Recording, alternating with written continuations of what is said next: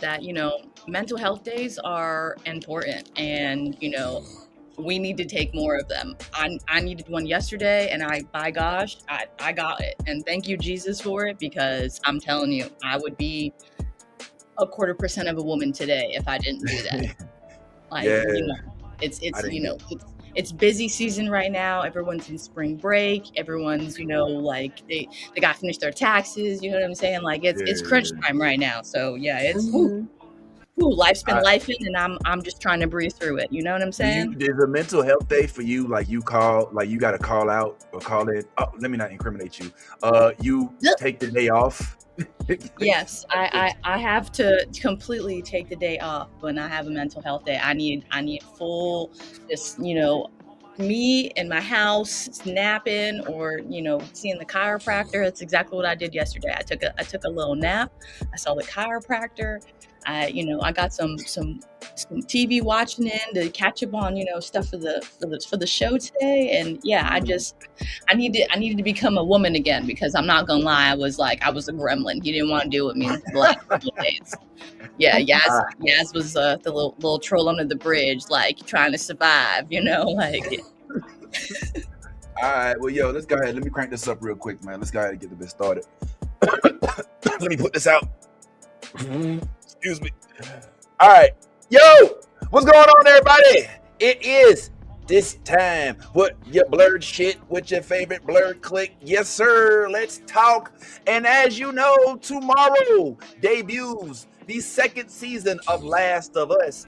Ooh, and I know Yaz, because she loves zombies, even though these ain't really zombies, is excited about that. We'll talk about that. And there's a lot of other stuff coming on to the screen. Let's just go ahead and talk about what else is popping out there in the world, in addition to The Last of Us. Andor's coming next week. Hello, Star Wars fans. Even though we don't like how you did our boy Finn, it's all good. We might just be tuning in. In addition to that, Fantastic Four is going to be dropping soon. Do we like this cast? I don't know. So far, I ain't seen nothing to be excited about, but we'll see. Sinners drops, and yes, the homie Anthony is going to go deep with a deep dive into what's going on with Sinners, but we'll get into that a little later. But for right now, we were going to talk about this book that's coming out, but we'll see whether or not we end up doing that. Until then, this Daredevil show is actually pretty dope. And would you believe that some guy from that show named Jeremy Isaiah Earl actually plays Officer Cole North, granted us an opportunity to want to speak to him and got some stuff from him, Mr. Director himself. Now, he wasn't the director, but he had a few things to say about his role. You look like you really have experience with a scene like this. Do you like channel real live events that have happened? Shout out to Chicago Police Academy. That's the academy I came through. And, when you go through academy, you go through this training and stuff gets beaten in your head. I'm on screen. That's my muscle memory. It just does that. That's how you move with the rifle. That's how you change weapons. It's just how you do it. So it helps. That's what prompted me to start teaching a class. I teach SWAT tactics and police tactics to actors and directors and stuff like that, so they can have a better understanding of when they're shooting these things, because people in general, just especially now, it's not like the 90s and the 80s where like action heroes were just like this, you know what I mean? Nowadays people kind of want that, like, real, how does it look real? Yeah, so we have exclusive interview with Mr. Jeremy Isaiah Earl, so don't go nowhere. We finna talk blurred shit with your favorite blurred click. It's the new blurred order. Go nowhere. We getting started right now. Listen up. New blurred. Hold on. Can I do it again? Hey, check out New Blurred Order. They're a whole vibe. It's the newest thing on the. Sorry, let me try that again. I'm so sorry. Hey, shout out to New Blurred Order. They're a whole vibe. The funniest people, the friendliest people, and also the nerdiest people you ever see. And the black. Check them out.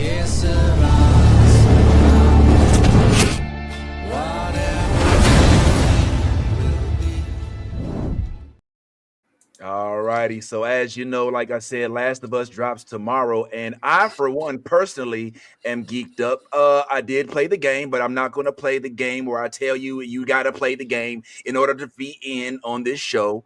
I'm not a gatekeeper. However, for those who play the game, you know.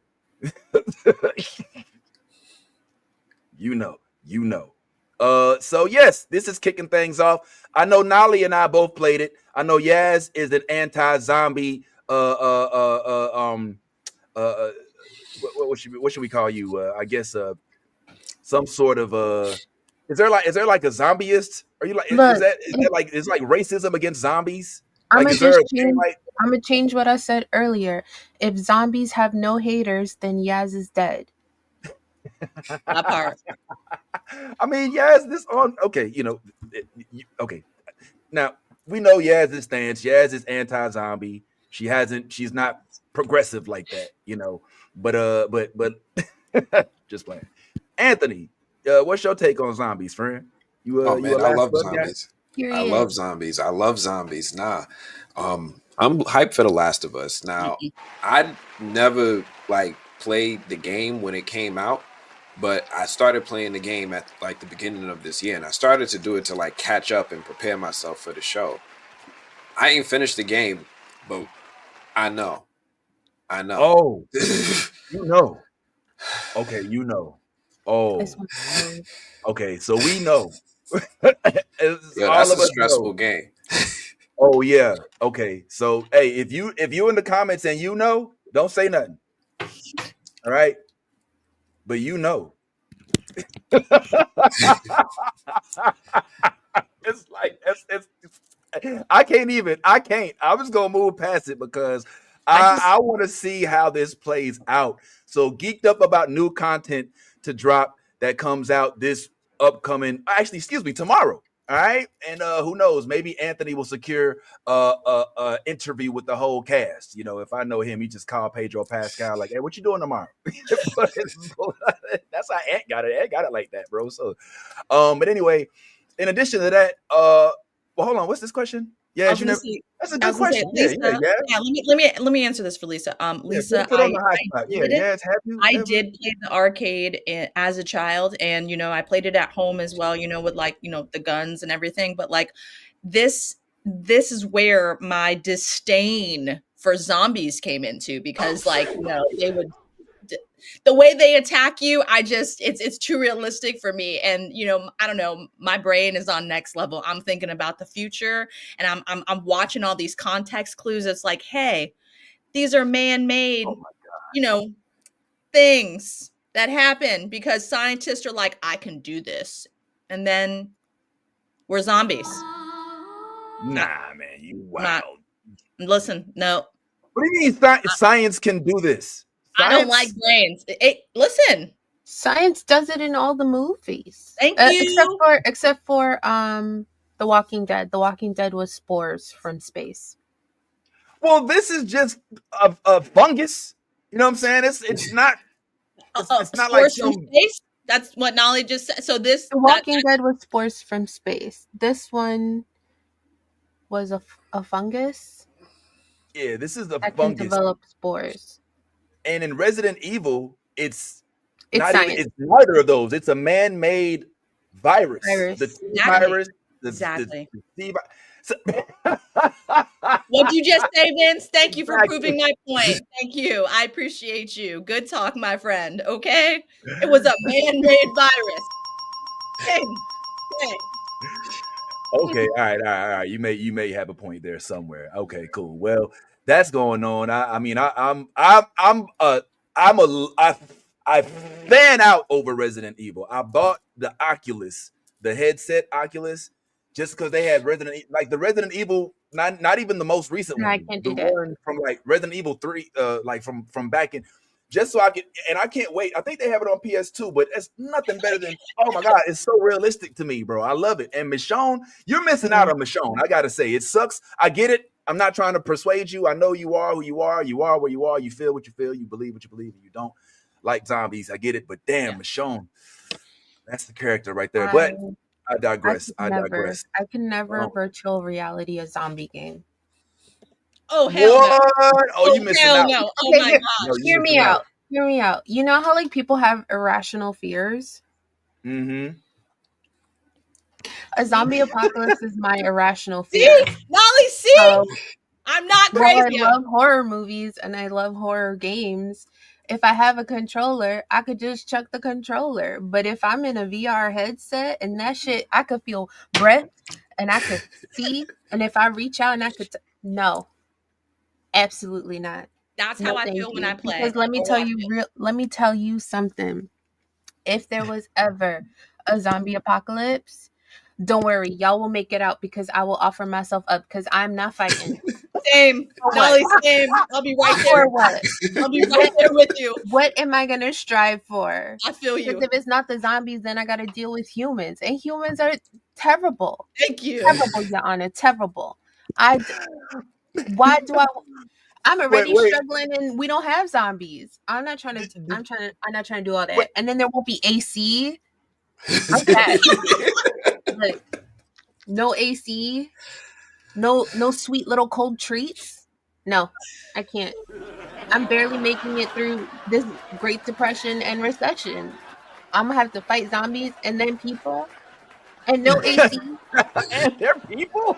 Yo, so all right, wait a minute. Okay, so let me understand something. When you say you will offer yourself up, are you saying that you would offer yourself up to the zombies or Yeah, offer yourself up? look, Yes. y'all need to escape. I got you. I don't For run. I don't charcuterie. do Go. cardio. Run. The only cardio I do is on my back in my private quarters. Okay, I don't run, and if it requires running, then it's above me. Well, yo, all right. Well, wait a minute. Hold up. But what? All right. Would you not be open to? All right. So what if it calls for you not sacrificing yourself as zombie fodder, but sacrificing yourself as human? We need to eat fodder like they did in Terminus I in mean, I Walking probably Dead. taste really good. I season my food really well, so I probably got some like it, like My God, it no. probably hit. I It probably cannot. hit. Is the I'm is the just mouse saying. in around? Can we confirm? Babe, does it hit? Do I hit? Do it taste good? Thank you. Thank you. I'll take this. No, that didn't just happen. Yo, we I'm have just saying. confirmation. I could not. Thank And you, the okay, look, mountain. and then so if it's slow zombies, I know I got some time to chill, right? Because they're only dangerous in hordes. But if it's infected and them niggas is climbing the walls, they running. Mm-mm. See, Nolly gets it. Wrap it up. Nolly, listen, Wrap every it up. time. It's not So, happening. do you guys ever have like a reoccurring like a nightmare or dream? Yes. Okay, About so zombies. that is my only one is like me with zombies. That's why I'm so scared because like I'm like, man, this could really happen. And I've tried everything to escape. Everything. I've tried ladders. I've tried on top of houses. I've tried you don't understand, okay? And my subconscious, I've tried everything. Listen, I'm like Nolly. I will offer myself up as charcuterie and you guys can run because there's no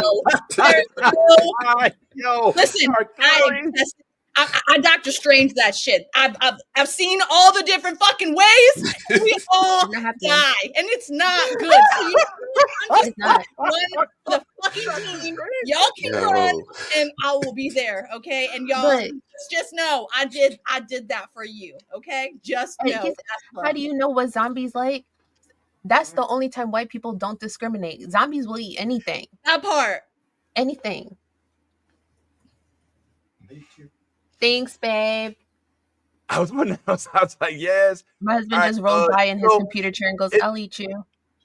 this is crazy because I just learned I was this many years old when I learned that if everybody on this panel wound up in a zombie apocalypse, that Anthony and I would be the only ones running because everybody else would offer themselves up as human sacrifices. Yep, You know what I'm saying? And okay, listen. I'd be so angry at y'all. I'd be like, God damn.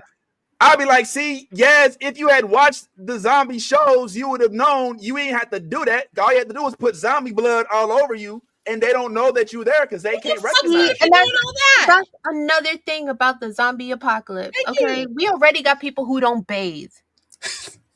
So now and then you want their blood and ass all the time and zombie guts. I'm sorry, but do you see when the comes drooling out of them and it's like all nasty colored and looking like nasty boogers and shit? I don't want any of that shit on me, and you want me to cover myself? You know what, Vince? You go run. and I will offer myself up as a fucking charcuterie. How about that? I like put a little bow on that shit. You know what I'm saying? Like, yeah, like a Lay cherry down on a wooden board, if you will. Like Wow. So y'all cheese. really I'm not doing. And then like human everybody's got sushi? needs, but you gonna expect people to be clapping cheeks, and you haven't washed them cheeks in 2 Oh weeks. God. Yo, Like what? Oh God. Yo. Oh God, that's nasty. Oh boy, You oh got no boy. air because conditioning, I no already know heating. people already shower and let water run down their legs instead of scrubbing them. So I already know that the zombie apocalypse gonna smell like a convention center, I'm and done. I'm not with it. I'm I'm freaking not done. with it. Convention center. Not with it. And we're not gonna have no AC, no circulation, so it's gonna smell like stale ass everywhere. No. Sensory overload. I'm too autistic for that shit. I'll be everywhere. No, Yo, absolutely not. so I refuse. In Nolly, fact, so when we go scavenger hunting, I'm going to grab me some bars of soap because I know they'll be left up on the shelves, so there'll be plenty, and I'm gonna hand them out when people need things. Like you Yo, sure? You I need it. see, You should take the I soap. see, I see you damn. talking through. Ain't no clapping Yo, dirty cheeks. wow, yeah. Hey, listen, man. Hey, look. So Nolly, That's what. if you Look, I be watching The Walking Dead, and I'm like, how are all y'all getting pregnant? Because oh come on, Nolly, guess what? Yo, No, there no, the was real water. I mean, it I just know it because you smell don't like have from under cheese. I know the smegma is thick. Like I'm not. I'm just saying no. The real question is how do they do with when someone got an STD or something? Like that's the real question. well, you Because just Okay, die. well, You you know you what I'm die. saying? Like what do That's they it. there's do? nothing about it. You will die of a UTI in the zombie apocalypse. Like Absolutely, you will be completely absolutely. I'm dead. done. Talking about ooh something I will get itch eaten next by a day. zombie. Whole body There are pain. better ways to die. Nothing's Charcuterie wrong. board. I'm out. Yeah, yeah, Hard yeah, pass. yeah, yeah, yeah. Wow, charcuterie board. All right, so would all right? I would have trouble at first, but maybe on day 30 of my starvation, if Mm-mm. Nolly and Yaz were to offer themselves up as sacrifices, I might turn into Baraka for Mortal Kombat and do a little slice and do a little charred up a I'll little probably bit make some in good your beef name, in jerky. your I don't honor. know. Because I wouldn't want your body to go to waste. You know what I'm saying? I want to make sure some of it was with us for as long as possible. Thank You you, know? Vince, for thinking about yourself in this crisis. I Not It's well. an apocalypse. That's what they all gonna do. I love that our sacrifice will not go in vain more than once. It will be, you know, it will indefinitely be for justice. One, to feed the crew, and two, because Nolly and I are not dealing with the stanky coochies and the nasty cheeks. And Yo, no, we're not. No, not doing it. okay, okay. Just think of the 30. Just like think of like you know the show Survivor. Think of that for the rest of your life. No, thank you. I'd That's rather not. disgusting. That's disgusting. Like I'm good. Well, anyway, this all started because I said I was playing on my Oculus, and immediately Nolly went to think apocalyptic sex. and like that's the first I was like, so I like to play. She's like, not with all them nasty, unbathed humans in the apocalypse. I'm like, yeah, all right, I guess you're right. But yeah, I mean, just to put a pin in that point though, that's the best time to play. In my opinion, those are the best games. Like the first person shooter games on Oculus, or not even Oculus, on virtual reality, because like you turn around and you act and like you get grabbed and you're like, oh shit, like you turn around. You know how many times I done threw my controllers to like, oh shit, like I love that. Like that's what made me love Resident Evil. When I first played Resident Evil, this dude named Jamal, he was up at FAMU. We was in a room and he was like, yo, I can't beat this next board. Can you beat it for me? I was like, sure. I walked into the room and immediately some shit jumped and cut my head off. I was like, oh, what the fuck is that shit? He's like, yeah. Them the little crawly things. I love that. It makes the game more real. More, I don't know. I like it when I feel it. But anyway, I know that's not y'all. Vince, Because do you be running into shit when you be playing with your Oculus? yeah. Real question. Well, Real question. okay. All right. So the way it works, if you must know, I do. with virtual reality sets, what they do is they give you a way to give yourself a border. So when you put it on, it'll show you your room wherever you are, and then it'll give you either an optional border that is default, or you can kind of use the stick and paint out a border. So if you're walking around, if you get to an area that is outside the border you created for yourself, it'll like you'll start to see It's got yourself a instead of safety. It's got a safety default. That way you don't be running. but in the heat of the moment, if a zombie right up on your ass, you running right into that door. It don't matter whether that little shit. I done ran into some shit. Like so. I can just see it like, Yeah, I learned real quick. I was like, yeah, you can't just play this like in the middle of a little bit of room. Like you need like all 16 by 16. I was working on a cruise one time. I tried to bring it on the water, and it was weird because I was like the first, it didn't really work right. But anyway, we're getting beside ourselves. So yeah, I'm looking forward to it. Hopefully, we can chat on it and speak on. What does the audience say? What do y'all think in the comments? Chat. What do y'all talk about? Y'all are y'all into the Last of Us as well? Who's into the Last of Us? Chime in whenever you can. We'd like to circle back on this a little bit later. Okay, so moving right on. In addition to Last of Us, there is also Andor coming. I know Ant's a little, he doesn't really feel it, but everybody else here does. I'm excited. oh yeah, I can't Yeah, wait. we geeked up. Hopefully, we can sell Ant on it at some point. But I know it's been a rough start for him. We do also have, like I said, Fantastic Four to look forward to. But more importantly, frankly, this upcoming week, Sinners is coming out, and Anthony has already had a chance to get a screener, or he didn't get a screener. He got a chance to see it, if I'm not mistaken, and has a few things to say about it. He even spoke about it as soon as he got out of the movie theater, giving us an actual what's it called? Reaction immediately following. Let's listen in and hear what he had to say real quick, y'all.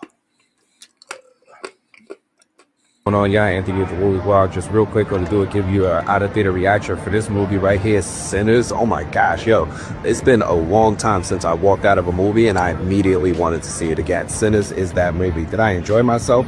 Fuck yeah. Am I cursing? Fuck yeah. That's how good of a time I had.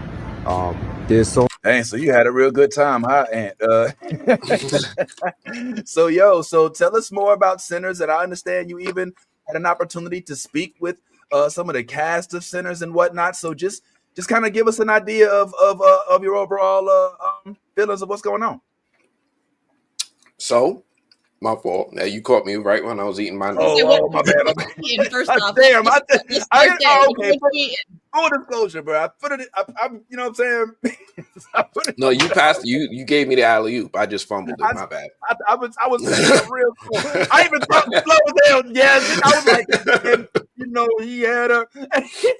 I'm gonna need you to choose. It's like I even gave you an extra minute and a half, bro. Like, I showed the shit, and you still num. Like, you caught me off guard real quick. I talked it up for 5 minutes. I'll just play. Here you go, bro. Let us know what's going on.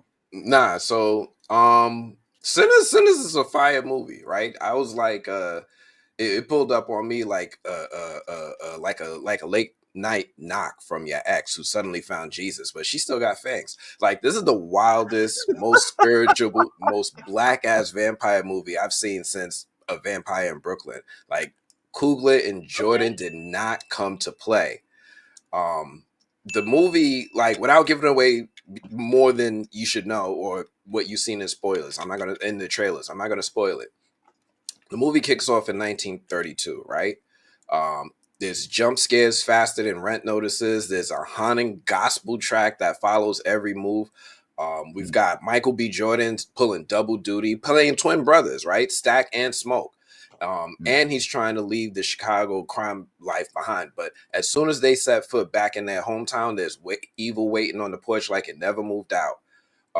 We got so many cultures represented in this movie. But like I said, this is taking place in the Deep South. So we got cotton fields, we got brothels, we got baptisms. And they got that music that's going to grab your soul before the devil even has a chance, right? This is not your normal horror flick. This is a black Southern Gothic Lovecraftian blood gospel cinema. And I loved it. I loved it, right? I walked out that theater and I wanted to walk right back in. There's so much to unpack. First off, the movie is shot on real IMAX film. It's not digital. This is for all my movie heads. We're talking 65 millimeter. That's 10 times the resolution of normal film. So when you see all that texture in the background, when you see the heat, when you see the sweat, the swamp fog, that's not CGI. That's real sweat. That's real humidity. That's these actors going through some real Southern grime. And they built the whole town from scratch. Everything that you see is original. Gas stations, movie theaters, barbershop, juke joint. Everything is handcrafted to make it look like it's over 100 years old. This movie is dense. It's not like hard to follow, but like you're going to need a friend, a Bible, maybe a music historian to fully get everything that's layered in, right? It's given symbolism. It's given subtext. It's giving you keep dancing with the devil one day. He going to follow you home vibes, right? And there's horror, but it's slow. Not boring slow, more like make love instead of a quickie slow, right? Like, let me see that mood kind of pacing, right? It's deliberate. It breathes. Acting wise, everybody brought their A game. Michael B. Jordan gives you two fully fleshed out characters. This is not a simple split screen. My man was wearing a Halo rig, right? That's a shoulder harness with 10 cameras pointed at his face to capture both smoke and stack. And at the same time, like he had to be acting to really capture and portray these roles, and he was really doing it, right? He was literally acting with himself. Smoke is heavy, stoic, right? You can see everything, the weight of the world on his shoulders. Stack is flashy, fast talking, right? He's always dripped out in rings and tailored suits. Same actor, but two whole different people. Wumi Masako, y'all might remember her from the Loki series. She's bringing it. She deserves all her flowers and maybe her own spinoff. Then there's my man Delroy Lindo. Delroy Lindo. You remember the dude from the Five Bloods? Here he's playing a character named Delta Slim, right? He's somehow drunk and divine the entire movie. He got that I've seen too much wisdom mixed with the pass me the whiskey energy, right? Every time he showed up, I paid attention, like I owed him money. Haley Steinfeld is out here like she's wandering with some there's a lot going on with her, but I really appreciated what she brought to her role and what we get to see and learn from her throughout her performance. She got that F around and find out energy, and it's I like it. Like I said, the movie's layered. We got religious metaphors, historical trauma, racism as a literal infection. Music from the deep South, historical, full of spirit. It's doing a lot. Religious themes, man. One of the characters goes by the name Preacher Boy, right? It's layered, and it takes place. You tell me if that's horror, gospel, or both when you see it, right? You're gonna walk out of the theater with your own experience. But I'm curious what you all think, and if you come back and let me know what you took away from it. There's actual hoodoo stuff. Kruger brought in actual spiritual consultants to make sure that everything was accurate. Like, I was studying this movie afterwards. This ain't movie magic. This is like actual homework and knowledge this dude brought in from all different cultures. One last thing. Stay for the after credit scenes. Yes, after credit scenes. Almost like on some... I'm not saying that they trying to build a whole universe, but if that's what they're trying to do, I'm already in. They could already take my money. The music, like I said, Ludwig Göransson, he took a road trip with Kugler through the South to hit up BB King's hometown. They toured juke joints, and they even brought his own dad, who's a blues guitarist. That's how deep they went into making this movie accurate. I think a lot of you guys already have seen that this movie right now is rated like 100% on Rotten Tomatoes. And I said this after I came out of the theater.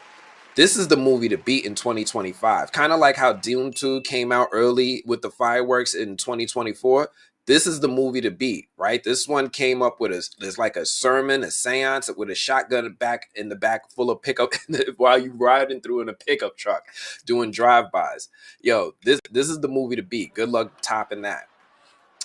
So yeah, don't walk, run to the theater. Just don't go alone. Bring a friend, bring your pastor, bring your cousin who plays bass and talks to spirits. And if you got a racist uncle, leave his ass at home. He gonna catch feelings and fangs. But go see this movie as soon as you can. That's my opinion on it. Hey, all right. So I'm gonna run out and check it out, man. I mean, it's. Tell us about your. Did you got a chance, if I'm not mistaken, to actually interview some of the cast, or you were amongst some that interviewed with the cast? Like, was any gems? Did you learn anything? Is anything of note that we could talk on? So my question to the cast was, what did they take away from it after seeing it for the first time? Because I got to interview them the day, like they had the premiere the night before. Like, they was a little groggy. They were still talking about what they was doing the night before, the partying they was having. But I got to ask them, what did they take away from the film personally after watching it for the very first time? So I got to get a little bit of an understanding of their feelings, their input into the movie, and what they got out of it. But also who brought their auntie to the movie theater and who was showing out. Somebody brought their auntie to the movie, bro. Oh man, yeah. Nice. So yeah, okay. I guess now this is a movie I would check out, and that's the weird thing. Like, just to kind of double back a little bit, I'm assuming that Yaz would go see this, but I think it has more of a vampire feel. But to you, vampires is something that can never happen. I mean, how could they? Let's dive into this. How could they? We get bit by a vampire. I mean, by a bat, and then all of a sudden, oh, now we're like Spider-Man. We become Batman. Like, it's. Let's be serious, okay? So let's be serious. Yeah. No, that's not how it works. You get rabies if you get bit by a bat. You don't get bat powers. Let's be serious. Okay, all right. We don't know. Look, Nolly, listen.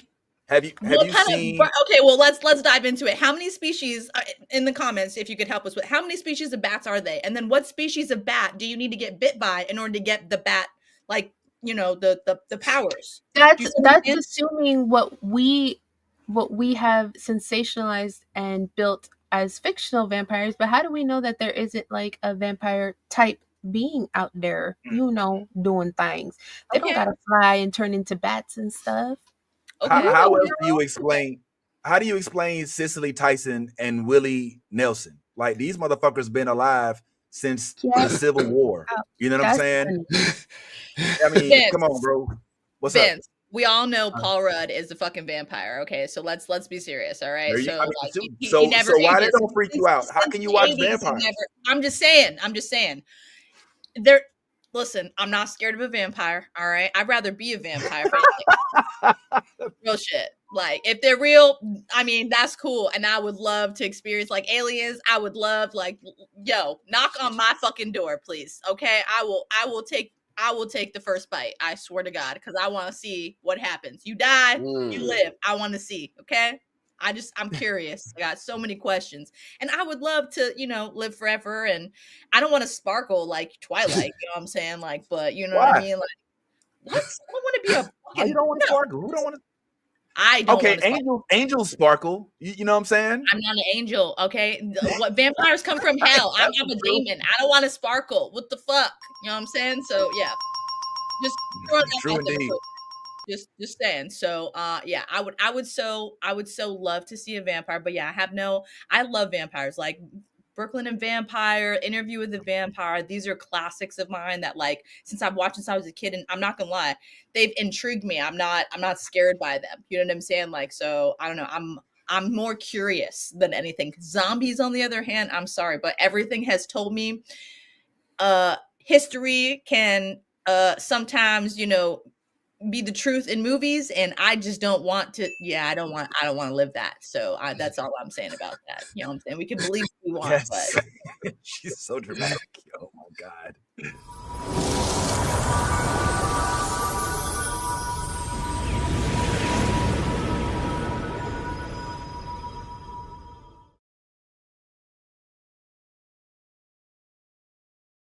Full disclosure, I pushed that button on accident. My bad, but it was so cool. yeah, I was like, it was perfect time because I stopped talking and I was just like waiting for someone to talk, and then it popped up and I was like, yes. I was like, what is this? I was like, anyway, continue. My bad. I did make a bunch of graphics. You want to see it right quick? I did make a bunch of graphics, and then we're gonna get into some of this Daredevil right quick, man. Tell me what you think about the new lightning intro.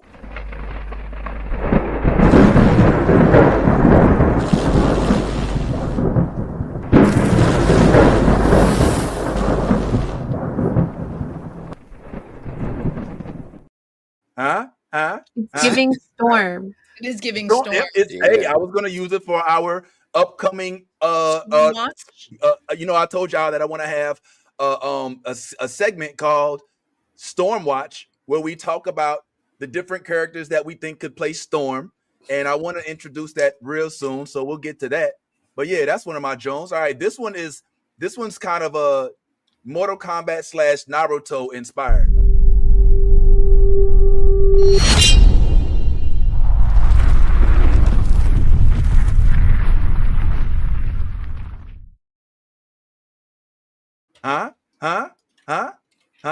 No, not really. I like the lightning one better. Like the lightning? Yeah. Okay. All right. This one I like. It kind of gives Bright Lights Big City. Okay. Kind of low key Tron. In the comments, help us choose which one's the best, by the way. Okay. Yeah, this was low key. I kind of like this one right quick.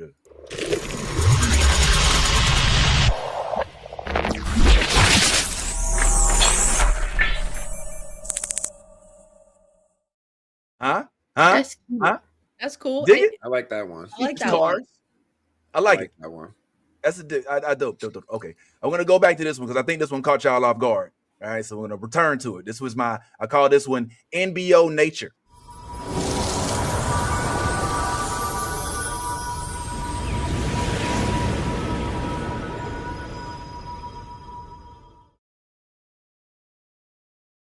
Ghost of Tsushima or something like that. I feel like Shogun. It's giving me some Shogun, like, you know what I'm saying, some like, you know, like, oh, Gandalf is fucking making a dam, you know what I'm saying? I don't know, it's just those vibes. Willow / what that show you and him are watching? I forget what's it called again. The white what's the show? The Wheel of Time. Yeah, we'll get to it at some point. I call this one Aquaman intro.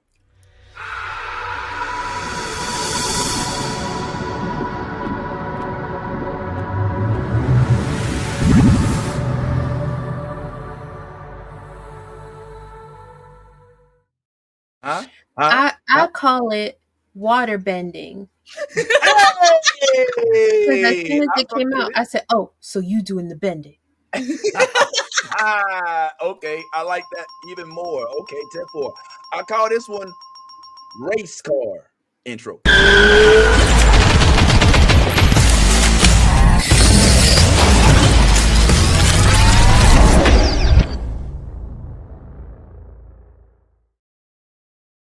Now, for some reason, I thought you said race card, and I was like, "What are you about to play?"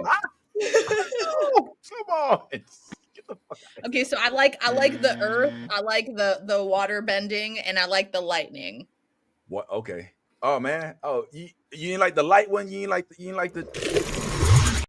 That one too. Yeah, that one too. I don't know why at first when it pops up.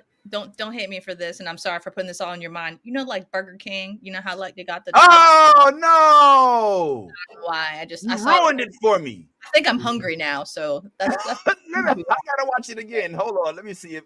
Sorry. Hold on, wait. Yeah, just watch it when it. Right. Yeah.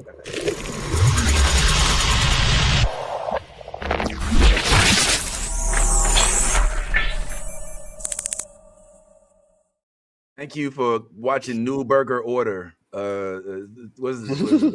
Burger I King. like it. I'm hungry. I think subconsciously I'm gonna give you a burger. That's what it is. Before I forget, because I will, I've been perusing the socials, making new friends.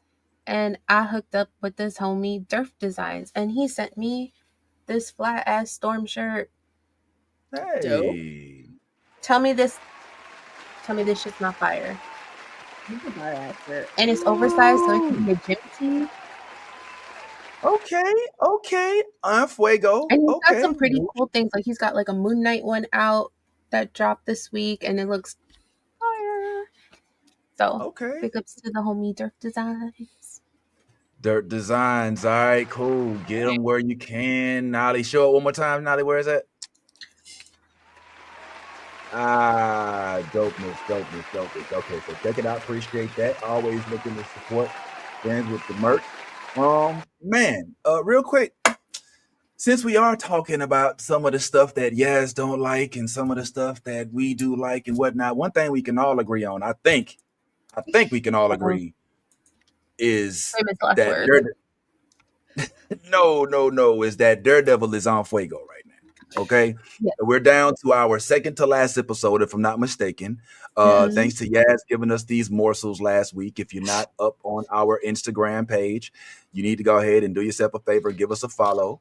But most recently, she did kind of give us some clues as to what is going on in the world of Hell's Kitchen.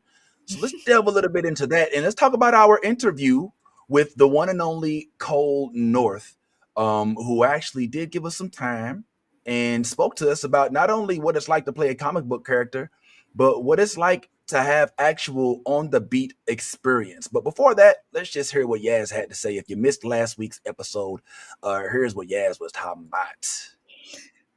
Ways to control someone: take what they love and withhold it from them, or give them exactly what they want.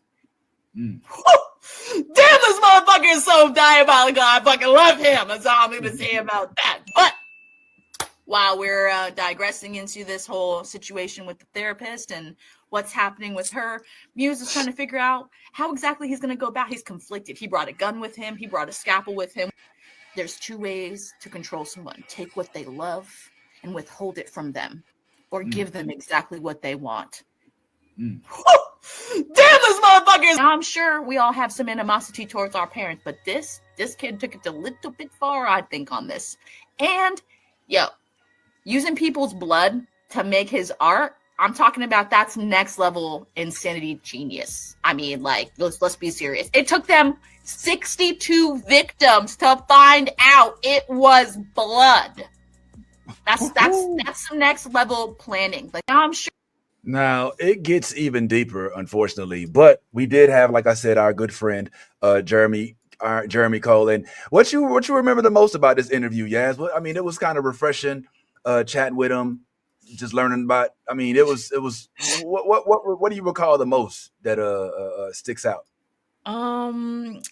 Just him, like, explaining, how he's basically took, something that he's loved, his career, you know what I'm saying, of being, a police officer, and then has turned his passion, into a, like, basically a even more kickstart for his career. And he's acting and he's teaching other cast members and directors, and, you know what I'm saying, like, how to properly portray, certain movements, certain, scenes, so they look more realistic to us. And that's why, I mean, I feel like this show is on top of, all the amazing casts that are, putting in chef's kiss work. It goes together so well, because the action, I mean, I'm not gonna lie, Daredevil and the cops have been going at it. You know what I'm saying? This whole, and the cops have been literally showing the good and the bad side. So it's nice to see that, like, he is behind all of the action. You know what I'm saying? Like, the real action that actually looks realistic. It was really refreshing. He was great. He was great to interview. I enjoyed him. He had great energy, and I can't wait to have him back for the season finale. Oh. You think he's gonna come back for the season I finale? think Is that so. what you're saying? I think the interview went pretty well, and Hey! I think he'll come back. You think there's a chance? Is what you're I think saying? so. There's a chance you may just come back. All right. Well, I mean, not to spend the whole time on it, but I think I may have a clip or two. I don't know how this is gonna go. I'm gonna keep it real. Let me try to do this real quick. Good day, everybody. All right. You know what it what- is. It's where your is this coming favorite from? blurred Okay. friends talking blurred All right, stuff. Yes, I know. If But you are alive, Okay. you have Are we a show within a show right now? Okay. You know what? All right. You know what? We're gonna worry about that later because I don't know what just happened. I thought I did a thing, but it's not working. just full disclosure. I tried something and it's not working. Oh, there it is. Okay, I think I figured it. Okay, we're not a show within a show. We are a whole show. I think. What'd you call me? I would never. I swear. All right. Well, listen. It's true, but you don't gotta say it out loud. The thing I would never say it out loud. The thing that I found interesting about the interview is, frankly, how he was really, really geeked up about being a nerd himself. Like he was Yes. really adamant about telling. I don't want to say adamant, but he was very like, oh, remember I asked him like, yo, what's some of the nerd stuff? Your nerd kink, so to speak. And he was like, oh, do y'all remember the? And he said something from Image Comics. And it was almost can't remember the at name that of moment. I was like, "Oh, we're supposed to know this guy." really, and I felt like a complete ass. Because I was like, "Yo, I have no idea who he's talking about." But this is supposed to be the place where he's able to talk about those kind of things. You know what I'm saying? And so I don't know. I felt like an idiot. But anyway, all right. I feel kind of dumb because my screen didn't work the way it was supposed to, and I had it all set up. Now I feel like a whole idiot. No, but he was dropping definitely some gems from like the 80s, you know what I'm saying? Like some classic, like comic book gems. I can't remember honestly. Shadowhawk? No, it was I don't think it was Shadowhawk. It was like I've never honestly heard of it. I mean, I technically am the youngest on the podcast. But I've never heard of this one. I'm not gonna lie. Like, damn, just it was into the weeds. It was a classic one. Who were we? Yeah. I can't remember. It was it's been a long week. Sorry, guys. Sorry, it's been. Well, here's some of it. I think I finally got some of it to kind of work out a little bit, and here's some of what was said, and maybe he'll give us some context here. Let's see. So just a few more things. Appreciate it. We certainly appreciate and honor and respect your time. So don't want to go too much further. Learn that from Anthony. I'm curious because you brought up adventures and babysitting, and that is a classic. Like, I'm a nostalgia guy, so you're talking about the Playboy magazine and them being all of it in the station wagon. I remember that picture of babysitting. That was like Elizabeth Shue, all right? And she had the babysitting kids, and she had her boyfriend taking it. Was crazy. So it just leads me to ask you, like, I love when you had on your caption that you finally made it to the MCU, which says to me this is something you were yearning for. Like, this is something you would have loved. So I'm just curious as to what some of your we call them nerd kinks, but not to make it weird. Just like what is it from like your childhood all the way up to now? Like, what do you watch? What did you read? What as a kid? Cartoons, movies, never-ending story? Are we talking video games? Where do we go? Where's the limits? Yo, it's like, I was, I'm a 90s baby, I was born, so for me, I grew up on Marvel and DC, but Marvel mainly, I put it this way, I used to collect, so back in the day, there used to be this magazine called Wizard, and they had all of it. So I used to draw all the time, so that I would get these books and I would draw all the characters. It's fun. Like Tom McFarlane changed my life, right? You know what I mean? So from there, like and stuff. When I say finally made it to MCU, because every actor, for the most part, even ones that's like, well, I'll never do superhero. Like whatever. I just want to be an actor that entertains people. I want to do the cool things and the fun things. So it was like back when the Netflix version of Daredevil. Watched that show and I watched that show like, man, this would be cool. I would love to be on this show like this, and then and then to turn around and 10 years later or whatever it is, I'm on the show, and that's like that's what I meant. Where it's like it's like I'm not even guy because it was something you speak into existence, and then when it actually happens, you're like, oh shit, excuse me. It's like, oh, it actually works. Like that actually, you know what I mean? Yeah, I come back and say that too. So my mom is a firefighter, so it's like, I grew up with fire. Okay, we never My know. mom is not a firefighter, but I did convert her into cursing, so we're good. Don't worry. Yeah, Jeremy, so how'd you learn we've got that interview coming up pretty soon. Not gonna release the full thing today. I'm thinking maybe we release it the day after the finale. You know what I'm saying? When it's at its height, maybe I'm thinking, I don't know. But one of the best things about it, and I think it's okay to say this, and make fun of him having 3 Bible names, as Yaz like to say. She's like it's Jeremy, Isaiah, Earl, Nebuchadnezzar, Joshua, He Judges, loved Ruth. that. He loved that. So I'm just saying, okay? Like, Mr. Ecclesiastes, Revelations, Matthew, Stop Luke, it. John. At the end of it, I think he had so much fun. He was like, "Yo, what's up with coming back?" So I don't know. The only problem is the West Coast East Coast thing. So unfortunately, the live part's kind of hard fared. So sorry, chat, but at least we can probably get him on to hear about it because he did say some pretty cool stuff. So that's pretty good. You liking what you saw last week with Daredevil, y'all? Do y'all remember what happened? Everybody yeah. caught up. I know Anthony's got a lot going on, so I don't think he had a chance to catch up. So maybe we don't do it right now. Do it. Yeah, I don't know. Do we need a breakdown? Is Yaz? Do you remember the last episode? Do you remember the last episode? Yaz, do we have a potential breakdown within us? Is it there? I mean, I'm just inquiring minds want to know if it be possible for us to maybe get you to break it down.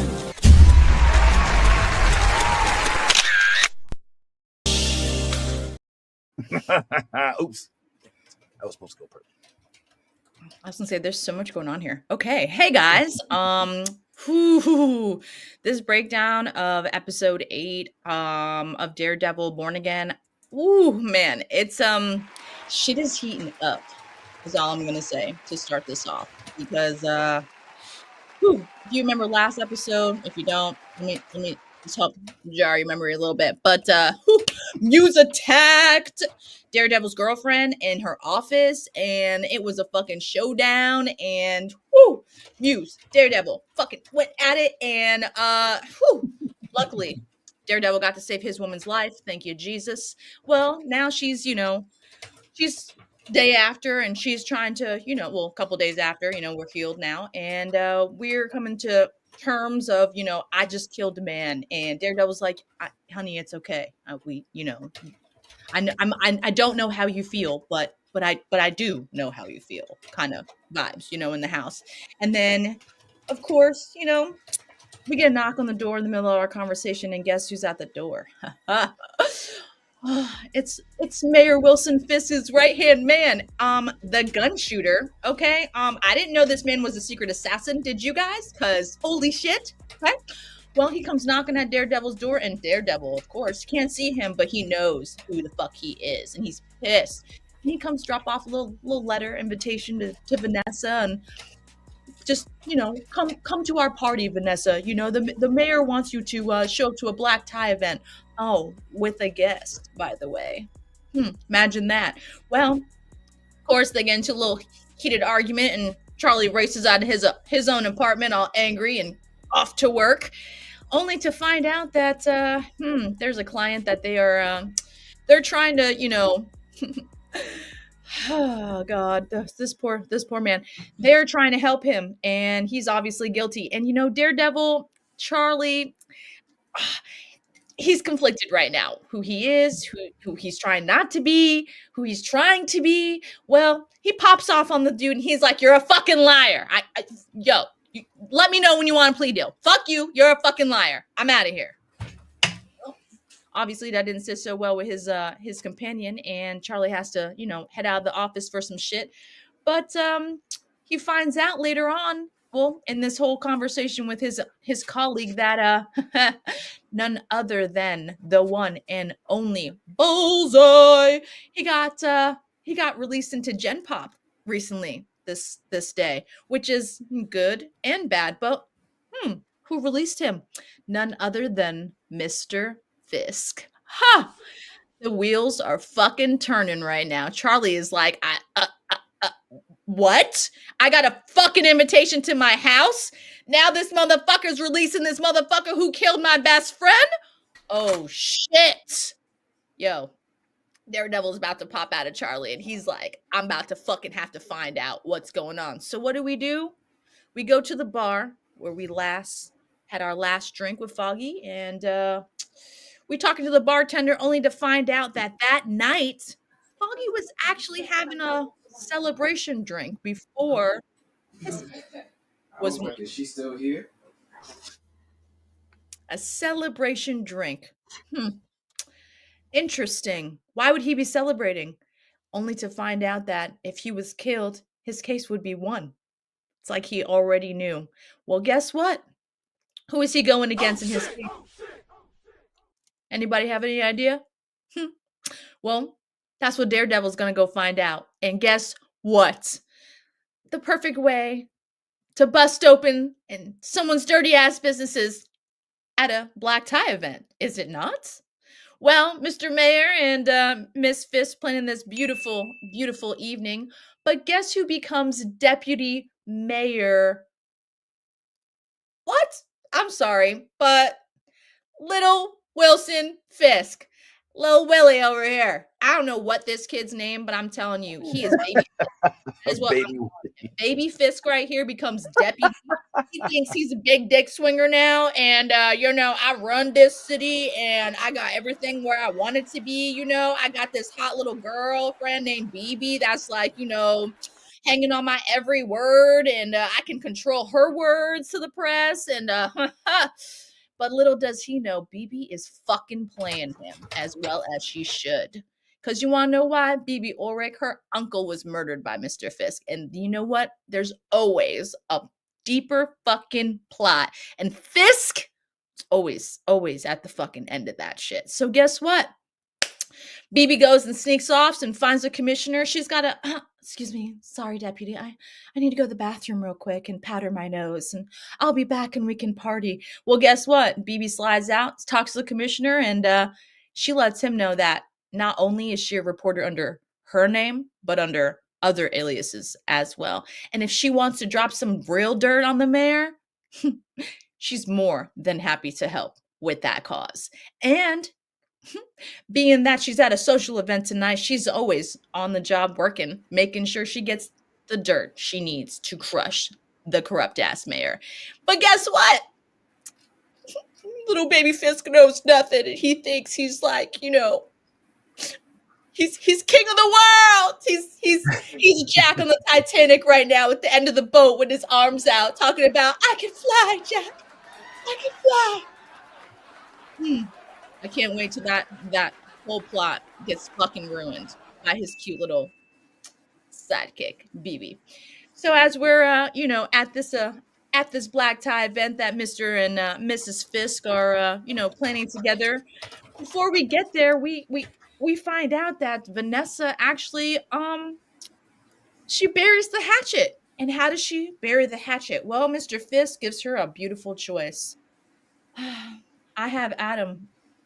I'm going to show you where I've been keeping him. But I've changed, and I'm a changed man. I told you I wasn't going to kill him.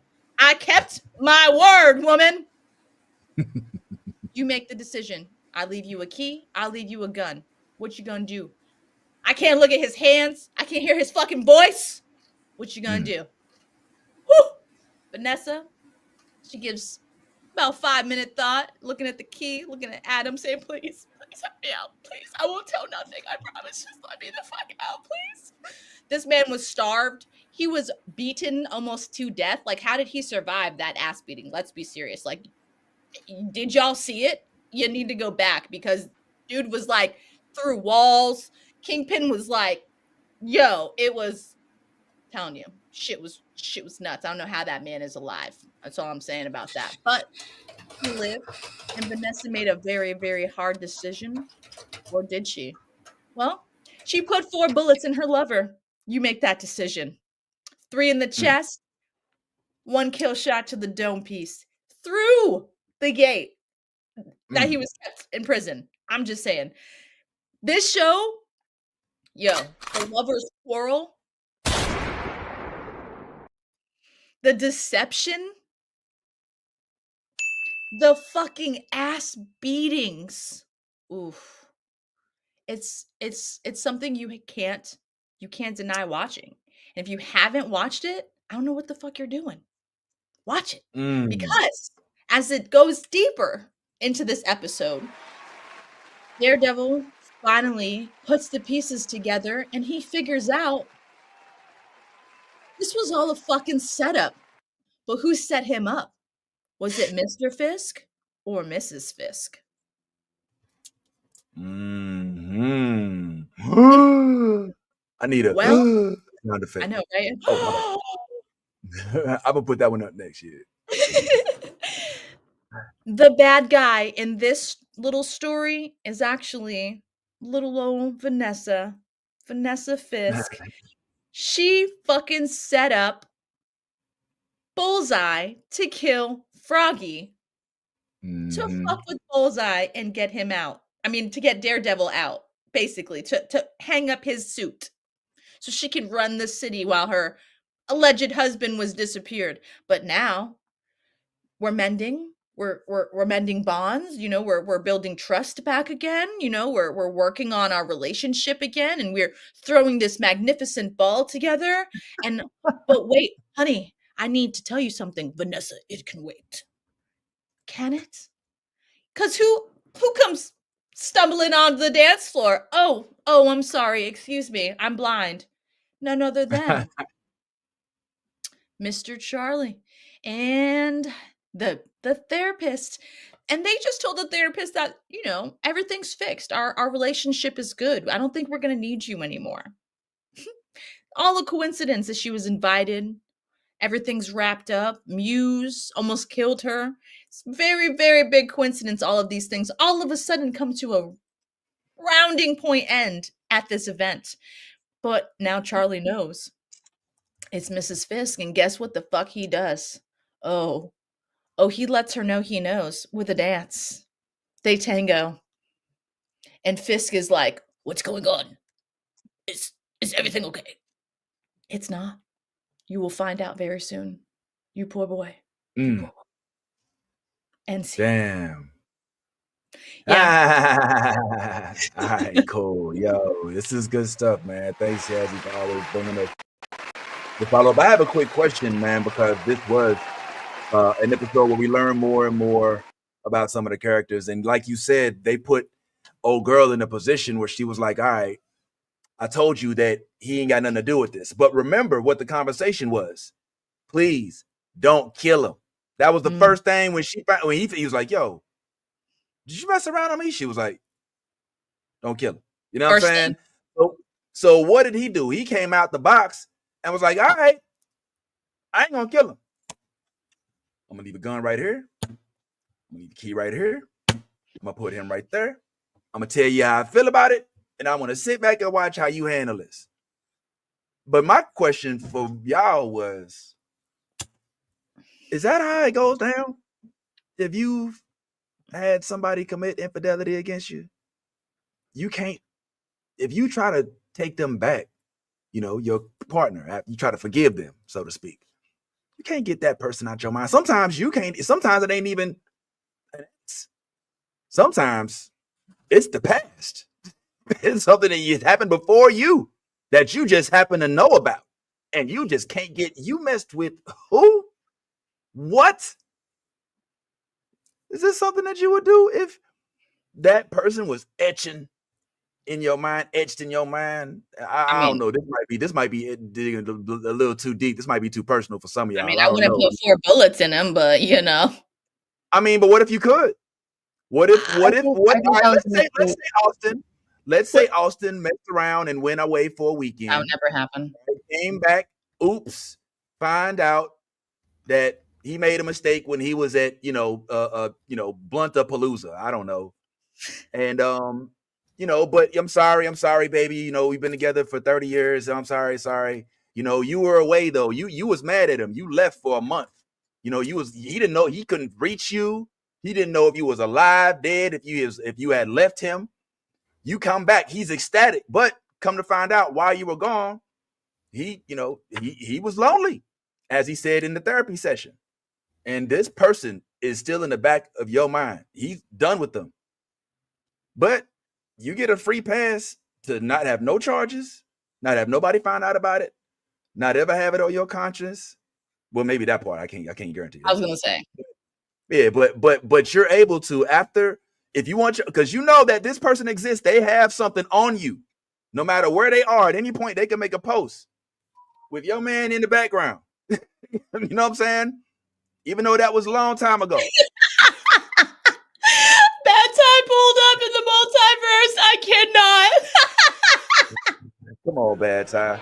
That's why he ain't here. He busy taking care of this whole little 50 Shades of Grey situation he got going on with it. But yeah, okay, man. So everyone on here except for Anthony has met my husband. So I'm one of the lucky ones. My husband is ridiculously obsessed with me, so that this scenario would never play out, because my husband is like the little old man that would die if I wasn't around. So yeah, I'm blessed, you know what I'm saying? So I mean, this scenario wouldn't per se work on me, but in my past, this has happened, and like I'm not that vindictive of a person. My best revenge is level up. You know what I'm saying? Yes. So that's, and in my eyes, that's how I get my revenge, is like, oh, okay, well, I'm gonna do me, and I'm gonna do me in such a way that you're gonna regret the decisions you made. And, I'm not gonna lie, I've gotten a couple of DMs in the past that, like, and this is why, I openly state I'm a happily married woman. So, you know what I'm saying? Like, Right, there's right. no, so, but yeah, I'm different. So that's just how my brain works. I'm not vindictive like that. So I don't know. This would be someone else's question to answer, not me. I would do it. You would do it? I would. How would you do it? I would do it. Let's delve in. I wouldn't do it. I wouldn't.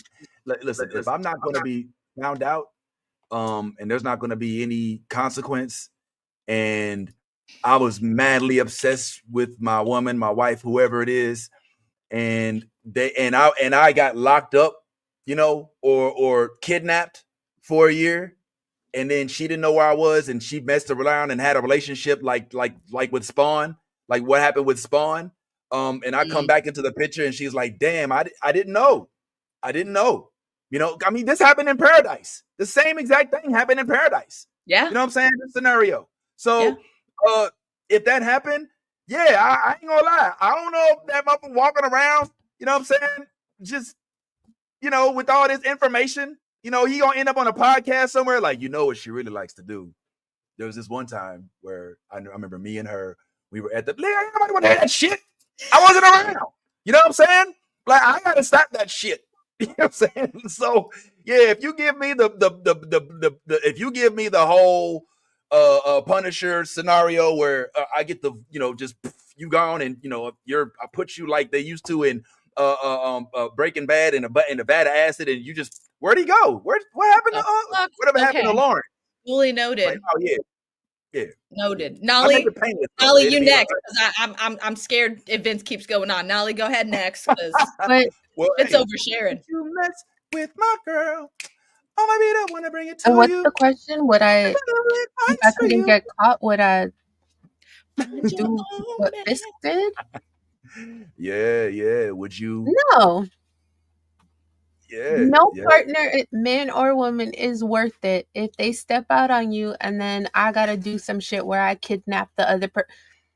What I'm gonna do is sleep with the other person and be like, I see why you stepped out. The thing was hanging.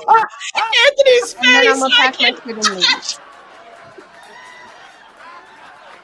If now inclined, you can hear this Or I'm gonna conversation. sleep with their father and then be like, next time I see you, you better call me mom. It's all right. When they go low, I go to hell. But I'm not kidnapping nobody. I'm just gonna stop fuck with them. Wow. All right. I dig it, Nolly.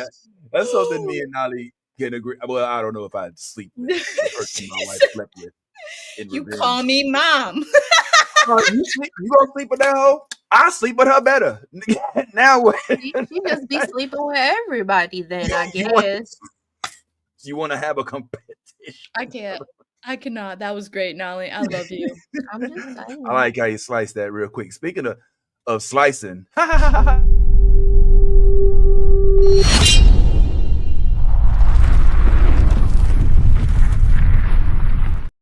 know that was your favorite. You should be pressing buttons at this point. I love it. I love it. I love the buttons. I'm a button guy. What can I say? I just hope I push the right ones. Now, in this one, I think I might have pushed the wrong one because I happen to believe, and let's do a survey real quick. Let's just reach out before we even chat. Okay, so the thought of a Kill Bill sequel, maybe not a sequel, but a concept that involves where the Uma Thurman's character, remember that scene with Vivica A. Fox? Yes, And in the how kitchen. she was in the kitchen, and right before her daughter came home, remember she was like, don't you gonna do this in front of my daughter? She was like, man, don't be trying to do all that, hoe. And she just straight up killed her daughter, like right in front of her. Yeah. And then when she woke up, or not when she woke up, but when she got done, she looked up and the daughter was standing right there. And she said to the daughter, she says, yo, if you get old and you still feel a way about it, come find me. You know what I'm saying? I'll be waiting, type thing. Do y'all remember that? So that happened in the Kill Bill movie.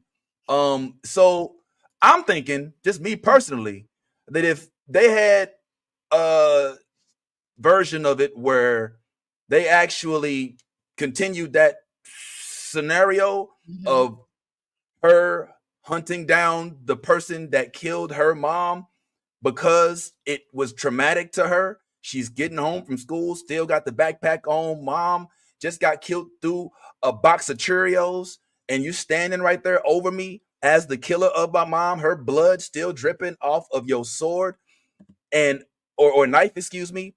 And now I have to do what? Go fix myself lunch, dinner, find myself a place to stay. What exactly happened from that moment? Where did she go? Did she grow up to become an assassin? Did she have therapy? Did she say, fuck it, it ain't that big of a deal? I knew it. Did she take the same type of role that the girl in Kill Bill did, whose name is escaping me, but I'm sure somebody will let me know in a second. I don't know. Are y'all interested in something like that? Y'all let me know.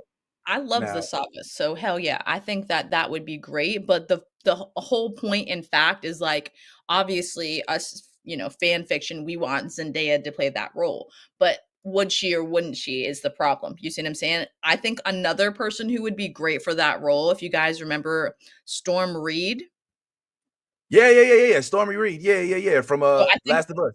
Yes, I think she would be like another great actress. You know what I'm saying? To come back, have the the full on revenge story would be awesome. Because I mean, Bill's dead. You see what I'm saying? So there's nothing. I mean, it would strictly just be her looking for B, trying to get back at I'm saying the Black Mamba for killing her mom. You know what I'm saying? Like in the kitchen, and like it would be a whole, and I would like it to be basically like Kill Bill, like the whole journey. You know what I'm saying? Like not obviously as long and into the two movie segments, but like the journey of like her having to go and find her, you know what I'm saying? Like finding old associates, her, you know what I mean? Like her having to, kill them to find them, like her like meeting up with the old man that like trained B. You see what I'm saying? Like if he's still alive, I'm talking about old man, like, very, very old, like can hardly lift his arms old. You know what I'm saying? Like, and he's like just mentally welfaring, like just it's a whole mental welfare against her. Like that would be, I think, a good story moving forward for that to finish that out. Because I mean, we kind of just left it as, oh hey, you want revenge, come back. You know what I'm saying? Like, come back and find me, but we haven't gotten a come back and find me story. And I love Kill Bill. Like the whole saga is like, I mean, it's timeless. You can't like it's a good rewatch. You know what I'm saying? Like it's not like one of those movies where yes, it's got a slow pace to it, but it's a good slow pace. The storyline, the acting, it's all amazing. So it makes it a good saga. Before I go further, I should add this caveat. And this is important. And I want to get Nolly's take on this.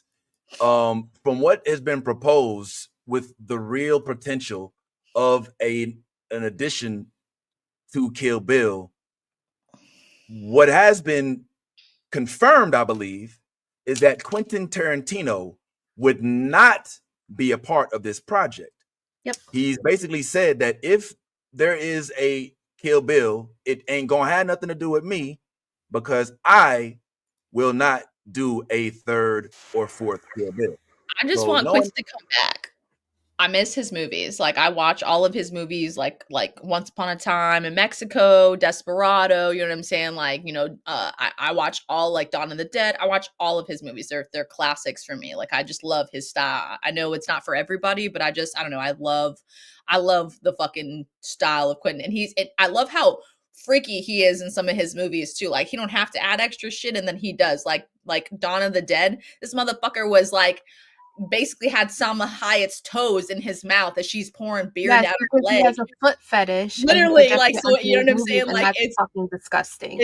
But it's just but he's raw. You know what I'm saying? So I can't fault him for how raw he is because he's authentic. He's raw. That's what he likes. You know what I'm saying? It's whatever, you know. But he paid her to do it. She fucking did it. And I'm not gonna lie. Like, you know what I'm saying? I mean, you can't tell me that's not a timeless scene. You're like, yo, toes all in the mouth. And he's like, the shit's dripping. You know what I'm saying? Like, and then she turns into this fucking demon vampire and tries to kill his ass. Like, it's a timeless fucking movie. Like, I don't know. It's so good. It's so good. I don't know. But without Tarantino, Nolly, is it a no for you, or would you give this a watch? It's a no, because even though I don't like him, he made Kill Bill what it was. Without him, we would not have that. And for him to be adamant about not wanting to add more to the universe, I think we need to respect it and leave it the fuck alone. Agreed. All right. Well, how much? Okay, so. Oh, go ahead, Aunt, please. I understand with wanting to keep Tarantino around. He made it excellent. He made it amazing.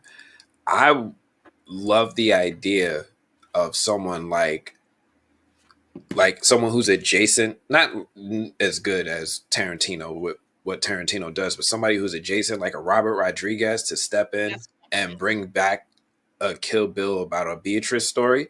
I will be here for that.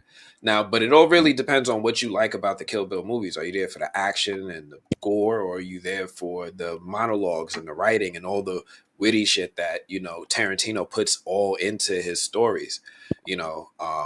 Like if you want to sit there and have those moments where, you're vibing out and all of a sudden it's move, big toe, move. It's one of those moments and you just zone out with that. Yeah. That's cool. But if I think Robert Rodriguez or someone up to his caliber could definitely do a solid movie in the Kill Bill universe. It just won't be Kill Bill.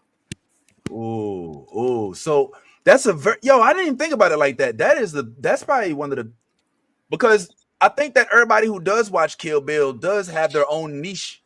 Like either you really like the action, which for me, it's the martial arts.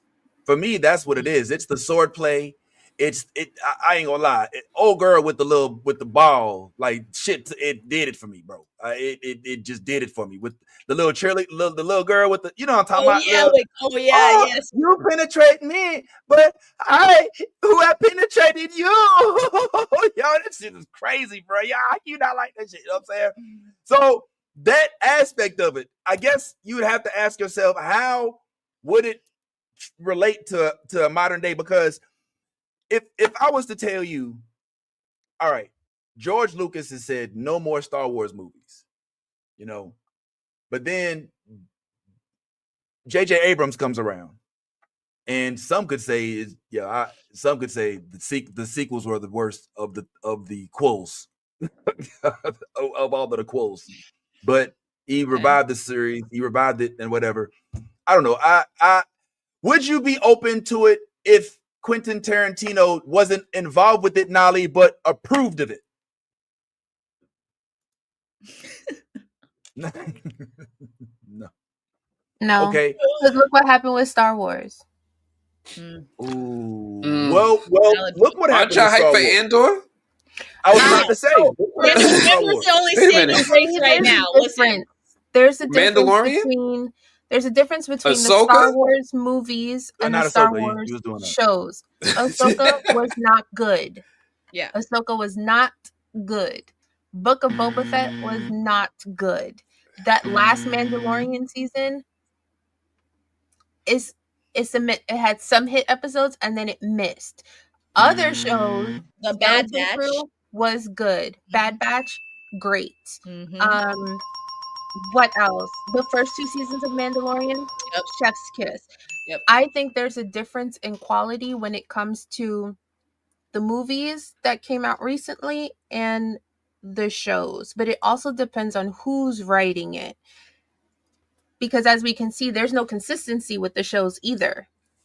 No consistency. Right. Like Andor was the first show that followed a movie, which Rogue One does not get enough props. Rogue One was a great movie.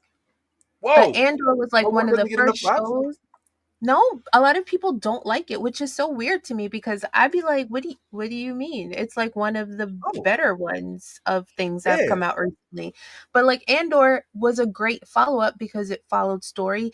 The storytelling was there was depth, there was emotion, it was great. It wasn't completely focused on the Jedi. Like it gave what it needed to be a good show.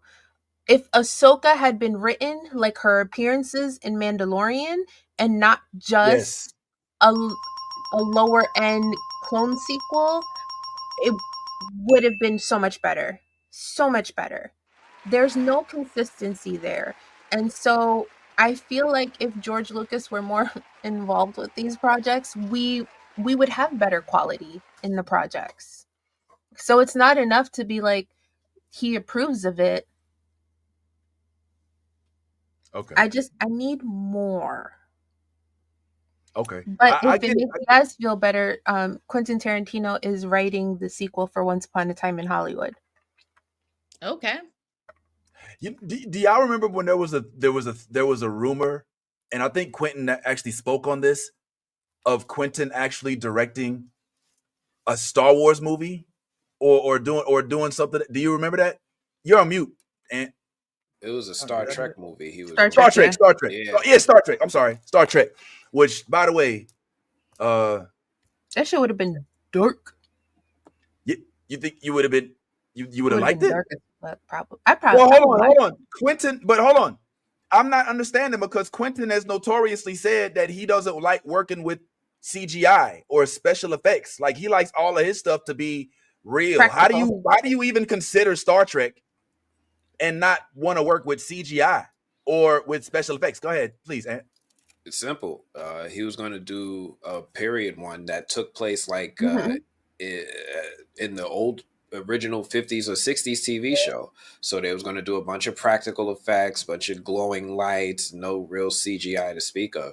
It was going to be a low budget movie. It was going to be a low budget movie. A low budget Star Trek movie? It would have been low in budget, but it would have brought a lot of money in 100% because that shit would hit the nostalgia. It would hit with the older fans because it's reliving what they grew up on. Newer fans would, be like, "Oh, Tarantino made a Star Trek. I'm gonna watch it," and probably get pulled in. And then that's how you build new fans into a fandom. As long as not in black and white, then Bad Tie will watch it. So you know what I'm saying? Like maybe. How long into the Quentin Tarantino Star Trek reboot do they start yelling out the N-word? Because in every a Quentin Tarantino movie, he's somehow manages to creep it in. It's a weird thing, That's but why I I don't won't get like into it. that. He It's a weird white thing. man like no other white man. Yeah, like like there was some scenes in Pulp Fiction Yes. where I was like, all right, well, that wasn't even necessary. Like, Yep. dead what storage? Like, what? Like, what was that? I don't get that, but Yeah. no, anyway, but then Django was cool, and I guess Samuel L. Jackson kind of giving him the pass over all the years has kind of given him street cred, so to speak, in my opinion. So, the moment Samuel is like, nah, I don't fuck with him. Nah, hell no. Then I'll be like, all right, hold on, let's keep it down. But you do bring up a point about Star Trek.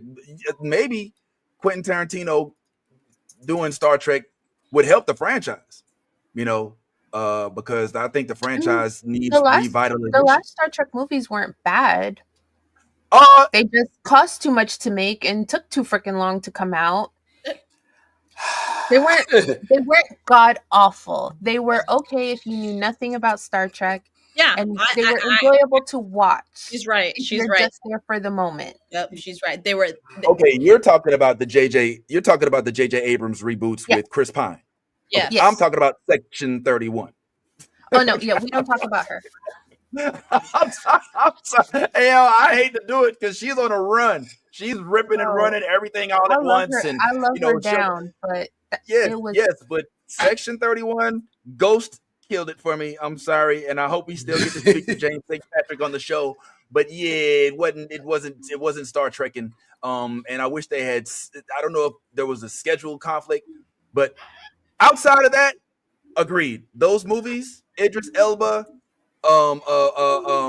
Eric Bana, Zach Quinto, Zoe Saldana, Black Saldana, Simon Pegg. Soriano Black, Dominican Saldana, and yeah, I love the first one. The second one wasn't that bad either. I mean, come on, Benedict Cumberbatch was Khan. And he was a badass. Are you nuts? Do you remember the scene where he was like, where Chris Pine and Scott Anderson? It was like, I'm not, part 2, you got, it was, come on, man. Return, Khan's coming back. No. Nah, man. The first one was sick, though. The whole planet-eating thing with Eric Bana being a disgruntled ex-Romulan, just wanting to just burn shit, chasing down shit. That was the movie that messed it up for the franchise. Oh no! Yes, it was. And one Chris Helmsworth was James T. Kirk's father, and actually in the beginning, no, he was Captain Pike or something. But no, Hemsworth was the father. He was the father. Captain T. Kirk. Yeah. Yes.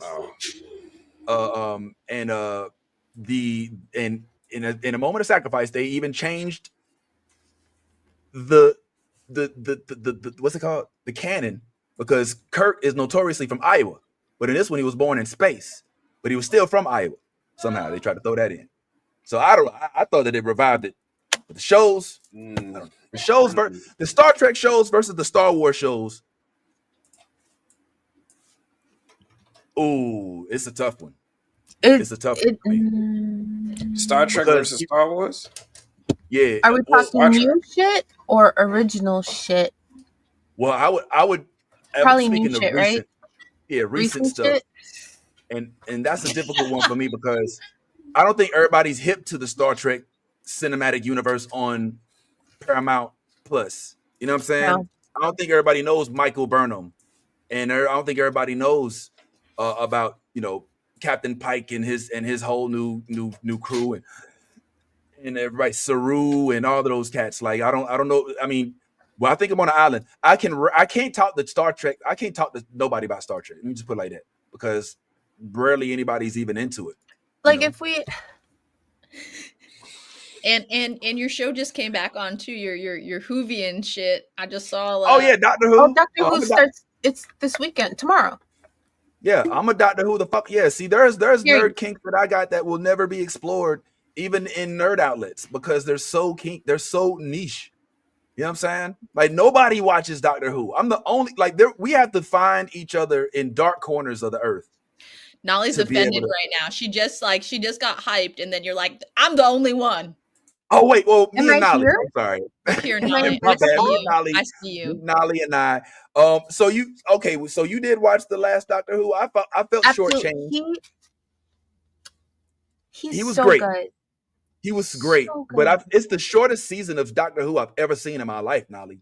What was it, like six, And 8 I episodes? feel like it kind of was on purpose because honestly, after they announced him as the Doctor, obviously people, the Doctor Oh can't be yeah, black. yeah, He's an alien. yeah. He's an Exactly. alien, my guy. An alien who can. He was literally a white woman right before this. Like what? He is an alien.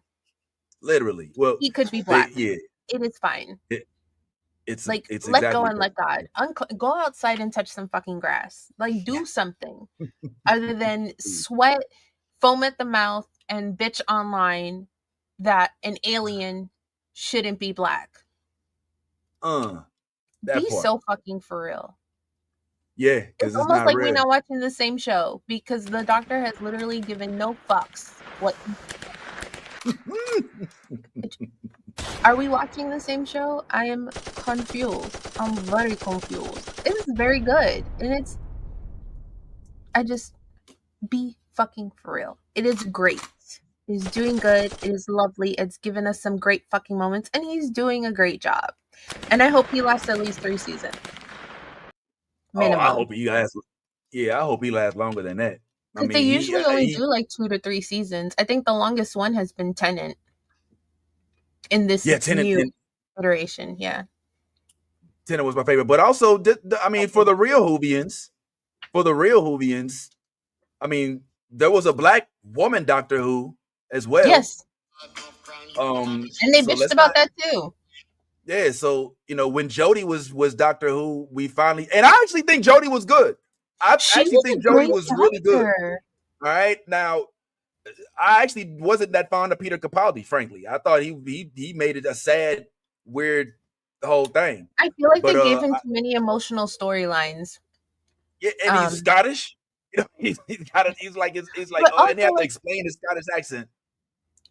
So that it's was cool weird. that he got to come back and be the Doctor because he literally wrote a whole essay when he was 12 for their local newspaper about how he wanted to grow up and be Doctor Who. And he was also in the Pompeii episode. He was one of the scientists or whatever in the Pompeii episode. So it was cool that he got to come back later and be the Doctor. Did you watch? Do you watch the Christmas specials? Yes. Okay. Did this? I didn't watch this most recent one, but I'm assuming it delivered. Okay. All right. All right. Well, on the mind of Doctor Who, that's all fine and dandy. But in the world of Star Wars and Star Trek, let's compare and contrast for a second. Okay. Now, this doesn't count the animated series, so no Clone Wars, no Bad Batch, no below deck series, none of the, not the Star Wars animation, just the live action shows, which I believe would include Mandalorian, Andor, Book of Boba Book of Boba Fett, Obi-Wan Kenobi. Yes. Okay. Obi-Wan. Ahsoka. Excuse me, Ahsoka. And I think that was it, right? Yeah. I feel like there's one more. The one we just watched that we love so much with the kids in it. Skeleton Crew. Skeleton Crew. Now let's talk Star Trek. Acolyte. And Acolyte. Oh, yeah. Acolyte was not bad. I don't know. It wasn't terrible. It wasn't terrible. It wasn't trash. It needed a little more zhuzhing, some razzle dazzle. But it wasn't. I needed to see what happened. The storyline started off very, very slow. Like it wasn't strong. I wish they didn't. Yeah. It took too long to build it up. Mm-hmm. Like I know it's a show and you have time, but yeah, you don't got that much time. Like they took 3 episodes to get us acclimated with the characters, and then it was too much foreplay. Yeah, at that point I'm bored. Let's go. For real. The excitement wore out. Yeah, I feel like they dragged out the issue with the witches for quite a while, and the underlined like twist in it at the end of it wasn't twisty enough. But I digress. Let's talk Star Trek. So for Star Trek, we've got Discovery, All right, we've got Strange New Worlds. Strange New Worlds, Picard. Picard. I guess we count.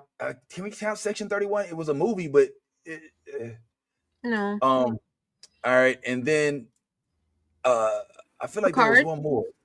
I said Picard, so You it's just did? those. I feel like there was one more. I feel like there's Strange New Worlds, Picard, Hold on, we Discovery. counting all Star Trek shows or just the ones that are on streaming? Well, I mean, what do you want to go to, like Voyager and Enterprise and like the Next Generation and stuff like that? Deep Space I mean, Nine. Yeah, why not? Deep Space Nine. Okay, all right. If you want to include those, then I guess for Star Wars, I guess there isn't much else before in that era. But I don't know, man. I don't know. Yeah, I don't know. I feel like it's all hard to compare because there's so many hits and misses with everything. Okay.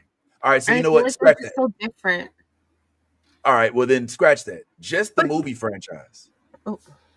Ooh. That makes it. That narrows it down. Just the movie franchise, because the whole series thing is too complicated. Originals or the sequels? All the movies. Ah, All the movies. all of them. All the movies, including the reboots, including the originals. Who wins that? Hands down. Is it a close race? For me, it's not. For me, it's Star Wars. Like, it doesn't. I'm a Star Trek fan, but Star Wars is clearly the leader in that franchise, and it shows just in the popularity of the characters. Like, go to a con and compare how many lightsabers and how many Jedis you see versus how many captains of the bridge and how many Captain Kirks and Vulcans you see. Just compare and contrast the different posters of Luke Skywalker you see versus Captain Kirk. You know, like, just the fandom. It just out. Come on, what are you sighing a lot?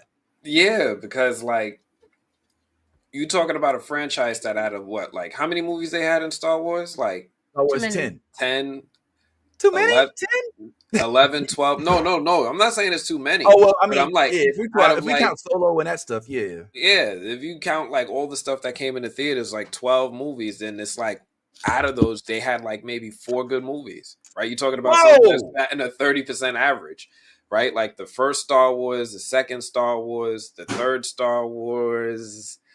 Wow. Those were okay. Whoa. The sequel trilogy, only one of those was good. That's true. The That I can't prequels lie. are hit or miss for me. The And then prequels- everything JJ forward is just forget it. Well, you said the sequels. You said only one of them was good. I'm Which sorry, one? the prequels. I'm sorry, the Oh, prequels. the prequels. Okay, which one? For me, the Revenge of the Sith. Oh wow, Revenge yeah, of the yeah. Sith. Revenge Agreed. of the Really? Sith You was too? like a solid movie. It is a Agreed. really good movie. So good. Yeah, I'll take Revenge. Okay, all right. I like Attack of the Clones, a lot. I like Mace Windu's. He gets to shine in that, and the scene with the lightsabers. There's never been so many lightsabers. Bro, now on we got a screen. Black Jedi, and then we don't even know what happened to him because he definitely did not die. But they gonna leave us hanging and then give us Finn in the sequels and have that go nowhere. Yeah, Finn is upset. Yeah, Why are Finn we is still not. supporting this franchise again? I forget. Also, Whoa. you see more Jedi at cons because of what Jedis represent. Is usually musty, smelly man, and Jedis are Deodorant. elitists. They're classists and they're elitists. Mm-hmm.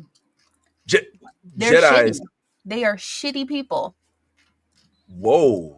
If you can use the Force, you have to be a Jedi. If you don't use the Force the way we want you to use the Force, you're bad and evil, and you have to go, bitch. Don't make me force choke you. Like, why I gotta follow your rules? Who said? So because of all y'all got together and made a little rule book that this is how it's supposed to go. Yes, yo.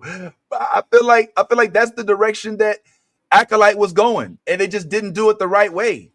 Like, they somehow dropped the ball in Acolyte because it was heading in the direction of castigating the Jedi in a different light than they had been over this entire franchise But stretch. Disney What's up? doesn't do a good job of taking care of their shows after they pump shit out because they're worried about what's the next thing to put money in the wallet. And if they realize they have to spend money making statements and defending casting and shit like that, they're like, you know what? Next.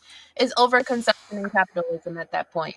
They don't care about telling the stories. They care about what's going to generate buzz, give them money. And if it doesn't serve them immediately, then it's gone. Yo, my God, can you say that? Do we have it? We got that on tape, right? Because that felt like a clip to me. Was your hand up, man? So I don't understand why. So this franchise as a whole, like, you know, John Boyega came out about it recently, and when he talked about it, he talked about how it's not very welcoming to non-white people. It's like this is their thing, and that's okay. You know, white people can have their own thing.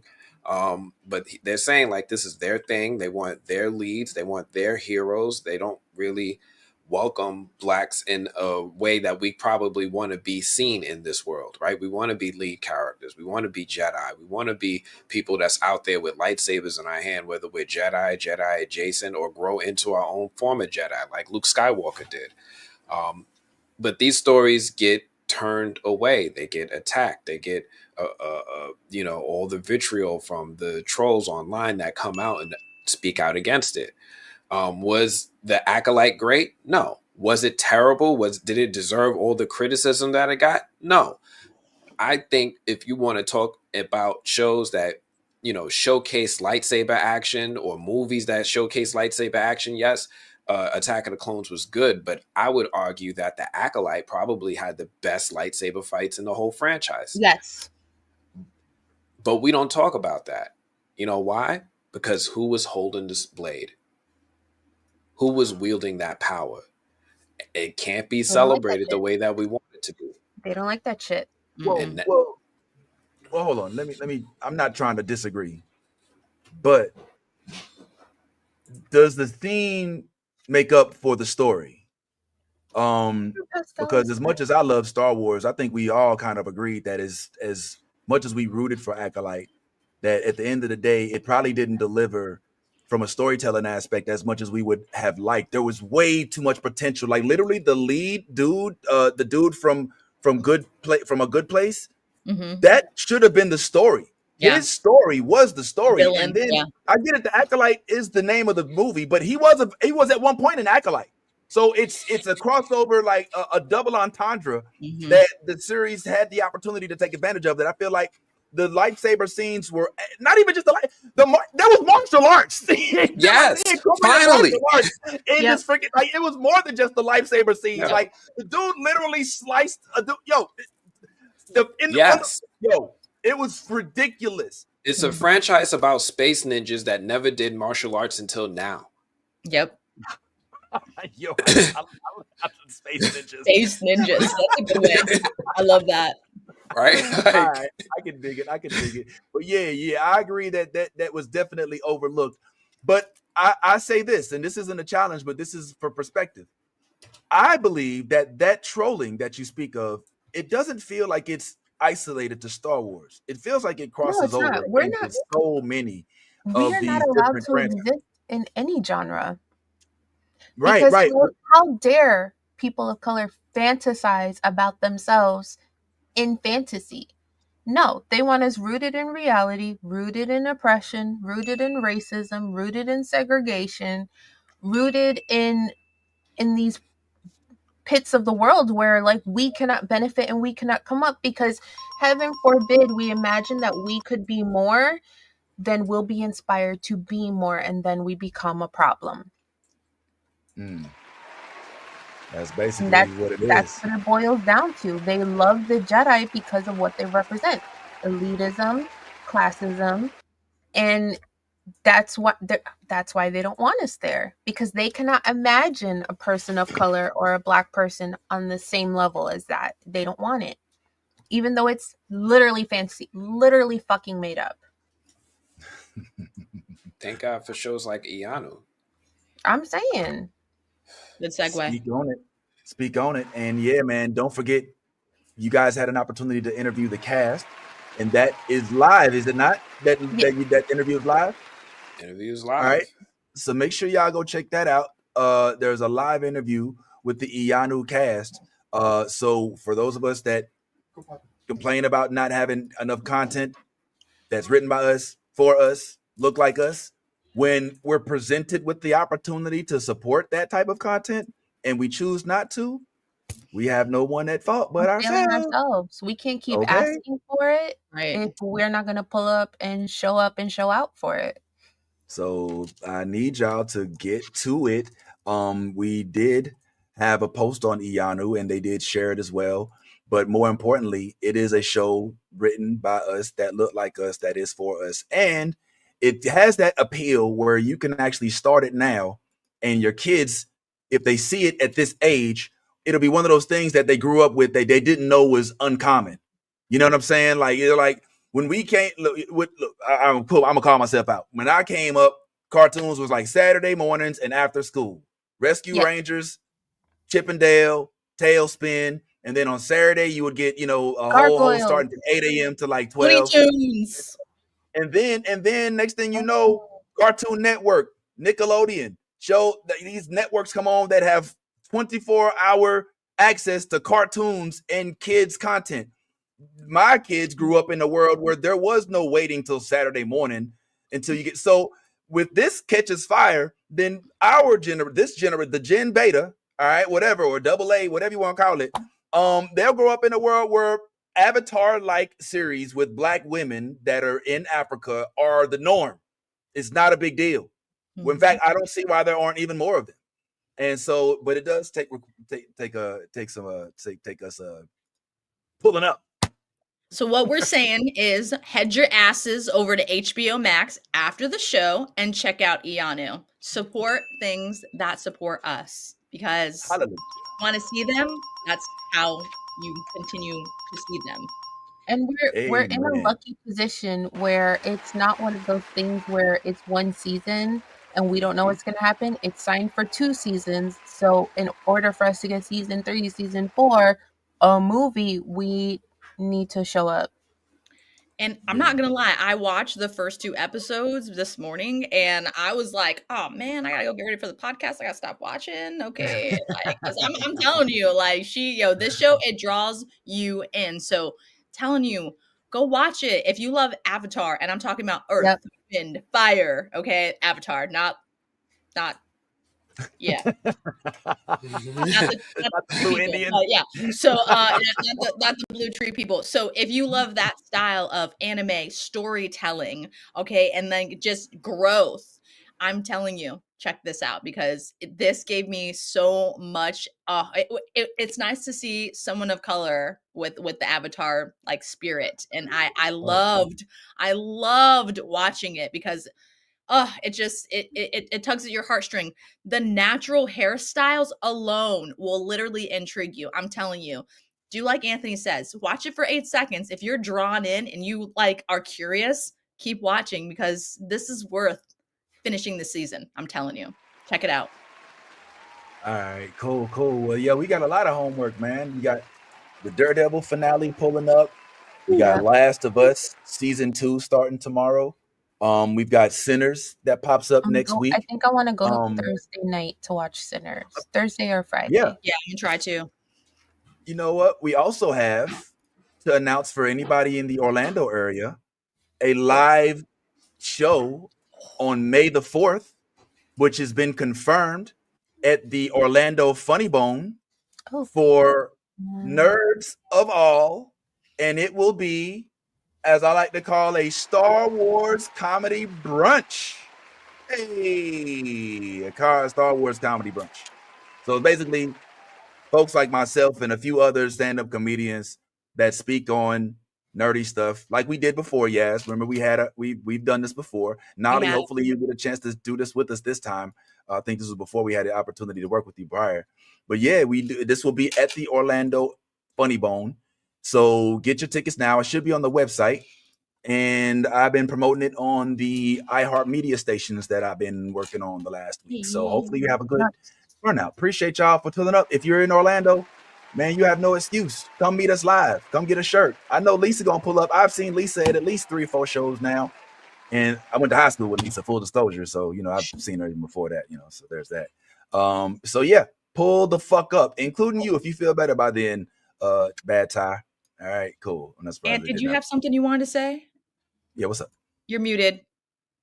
You're muted, Ant. I keep doing that. So I forgot. I have, if anybody wants them, I don't know if anybody wants them, but I have actually 2 tickets to go see Sinners on 2 days on the 14th in New York City. So you got an opportunity to see it before it comes out. I have 2 tickets. I'm going to just give them away. I'm going to drop the link in the comments in a few minutes. Whoa, hold on, nah, man. Hey, Yo, hold on, man. do Wait, guest hold on, bro. comment. We gotta do We're not guest just giving comment. away tickets. Nah, man, you gotta earn tickets around here, bro. Spit out. What I'm saying? Nobody just gonna get no tickets. So y'all, hey, listen. All right, let's do something in the comment section. All right, whoever can ask Nolly the best question for the next 10 minutes. No, why not me?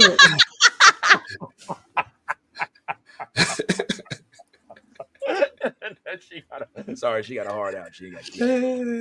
All right. We should put somebody on the I hot got seat. 6 Bro. minutes. We should put somebody on the hot seat. We only got a few more minutes, and I was going to close the show, but instead of closing the show, why don't we do this? Why don't we have a quick couple-minute Q&A sesh with the New Blurred Order? Let's see in the comment section if y'all want to have a quick QA sesh. Who you want to ask questions to? What questions you want to ask? Let's see in the comment section. Who is it that we should put on the hot seat today? Who deserves some hot seat treatment? Let's get some questions asked. You want to hear from Nolly and her exciting adventures at Disney World this week? You want to hear about Yaz and how she is booked all the time because she works so much? Do you want to hear from Ant and all of his interviews and his busy life and dealing with the movie stars and the ceremonial just fandom? All right, well, I don't think nobody want to hear from nobody. He ain't got nothing in comments. All I want to say is though, you will have to search for Ianu because it does not pop up on HBO Max like it should. They're doing us injustice, so we need to clap back and show up. You definitely have to either search it or look for the just like the news section, because that's like, it's not going to just pop up. And it's really funny because there's commercials while you're watching the show, but there's no commercials to advertise for the show. But they advertise other news shows that are you'll see what I'm talking about. You'll see what I'm talking about. Okay. All right. Thanks for the heads up. I like this question. This is a question. Linda. How did jail. how did all of you blurs meet? Okay, that's a good one for the In way jail. out. In jail.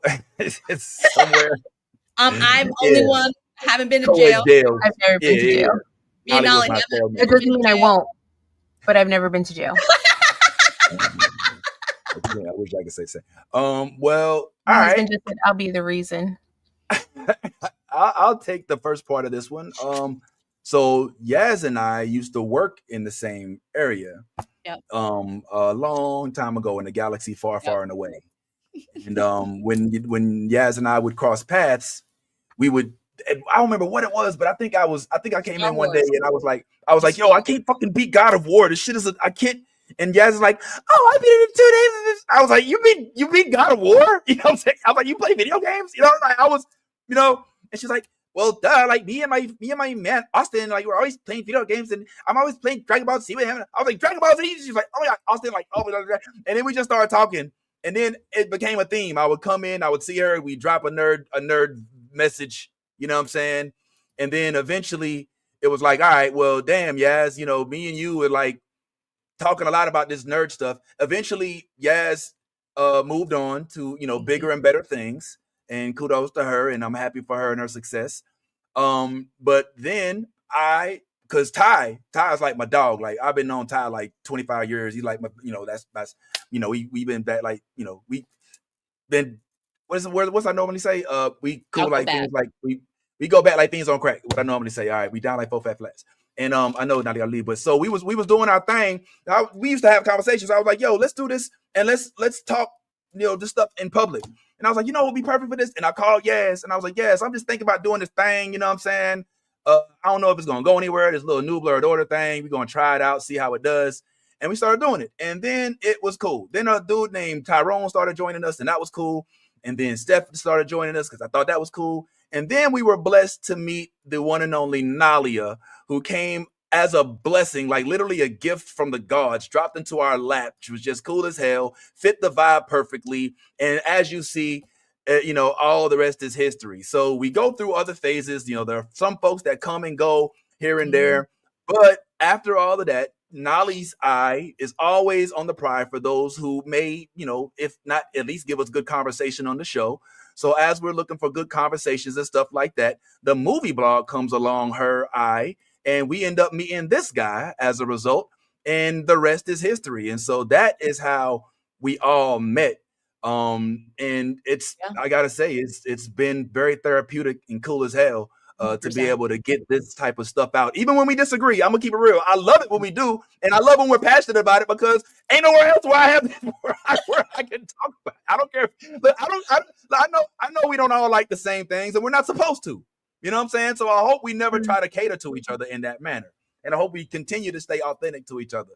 But yeah, this was how this actually happened. So that was a good question. You got a couple of questions before you have to head out. So you wanna pop those out real quick? Only Morales. My husband's like, she can't. We gotta go. No, let her answer. I'm down 106 pounds, so that's fun. But also at the same time, very hard, because I'm so used to being a bigger girl, and I've been a bigger girl since like 2009. And so being a lot smaller than I am used to being is weird. Like, I don't know how to adjust my body now, and like, I don't know. But it's fun, and I like being a lightweight and getting drunk at Disney. So I don't know if we like it for what it produces the next day when we get up and we have our morning meeting, and Nolly's like,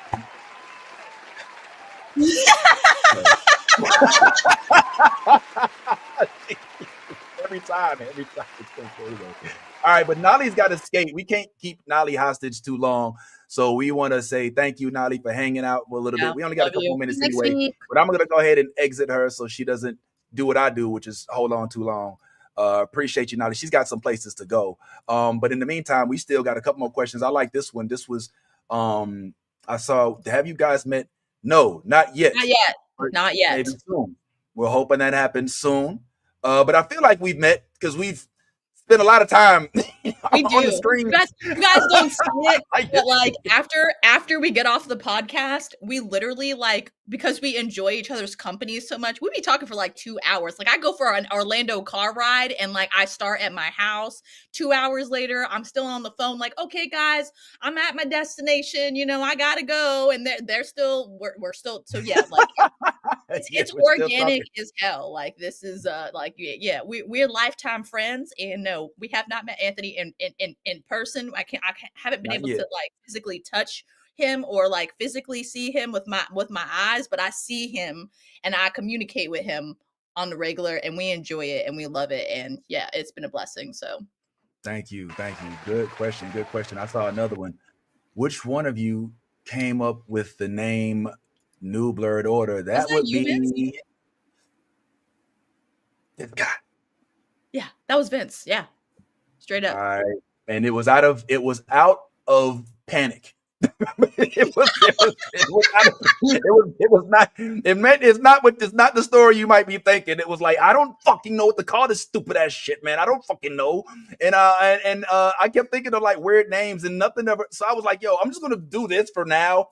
I like, because a friend of mine loved the New World Order back in the day, you know what I'm saying? Like, the new, and so I always thought Blurred and World kind of sounded a little bit alike, So I was like, all right, New Blurred Order. And what I did was I, of course, Googled all Black Blurred Talk or Black Nerd, all these other names, and all of them were taken.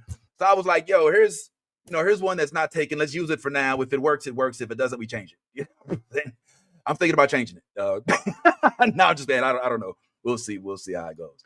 But yeah, good questions, man. I like this, man. This is cool. All right, here's a question. Hey guys, I asked this on IG Live. Oh, my bad. Damn, IG Live. Would you rather help kill your Gerard? Oh man, you can't put that shit like that on us at the end of the show, man. We got like 1 minute left. Camp Vamp. Come back next week, bro. I'll go Naruto with you all day, and I'm going with Jiraiya. But I don't know. why would I want we love pervy Sage. You know, so why would I want to kill him? You know what I'm saying? But anyway, we'll chat on that later. You have to think on that question. That question's a thinker. It's not like a spur of the moment kind of. Drop that on me in a couple minutes left. Who the fuck? And you just gonna come out the blue? Where you been this whole time? Come to the chat. The IG is an advertisement to come to YouTube. And shout out to everybody listening on iHeart and all that other stuff. And don't forget to give us a like and subscribe. Yeah, man. Like, subscribe, all that good stuff, man. Make sure y'all pull up. You know who we are, man. Just make sure y'all keep on and support the homie. We have a movie blog coming up this Monday. And are we taking a week off? No, Thursday. Thursday. Movie blog live. Make sure y'all go. TMB. You already know what it is. And appreciate each and every last one of y'all on behalf of myself, the homie Yes, the homie Ant, Bad Ty, who's not with us right now, Nolly, and all other stuff, those who are involved with us. We can't help but say thank you for pulling up, for being your authentic self. If you are being yourself, then continue to do that. Be your authentic self. Don't be fake. And in all things, like we always say, if you is a geek in life, go ahead, let that geek flag fly. Deuces. The new Blurred Order is one of my favorite places to visit. I hope you'll join us next time.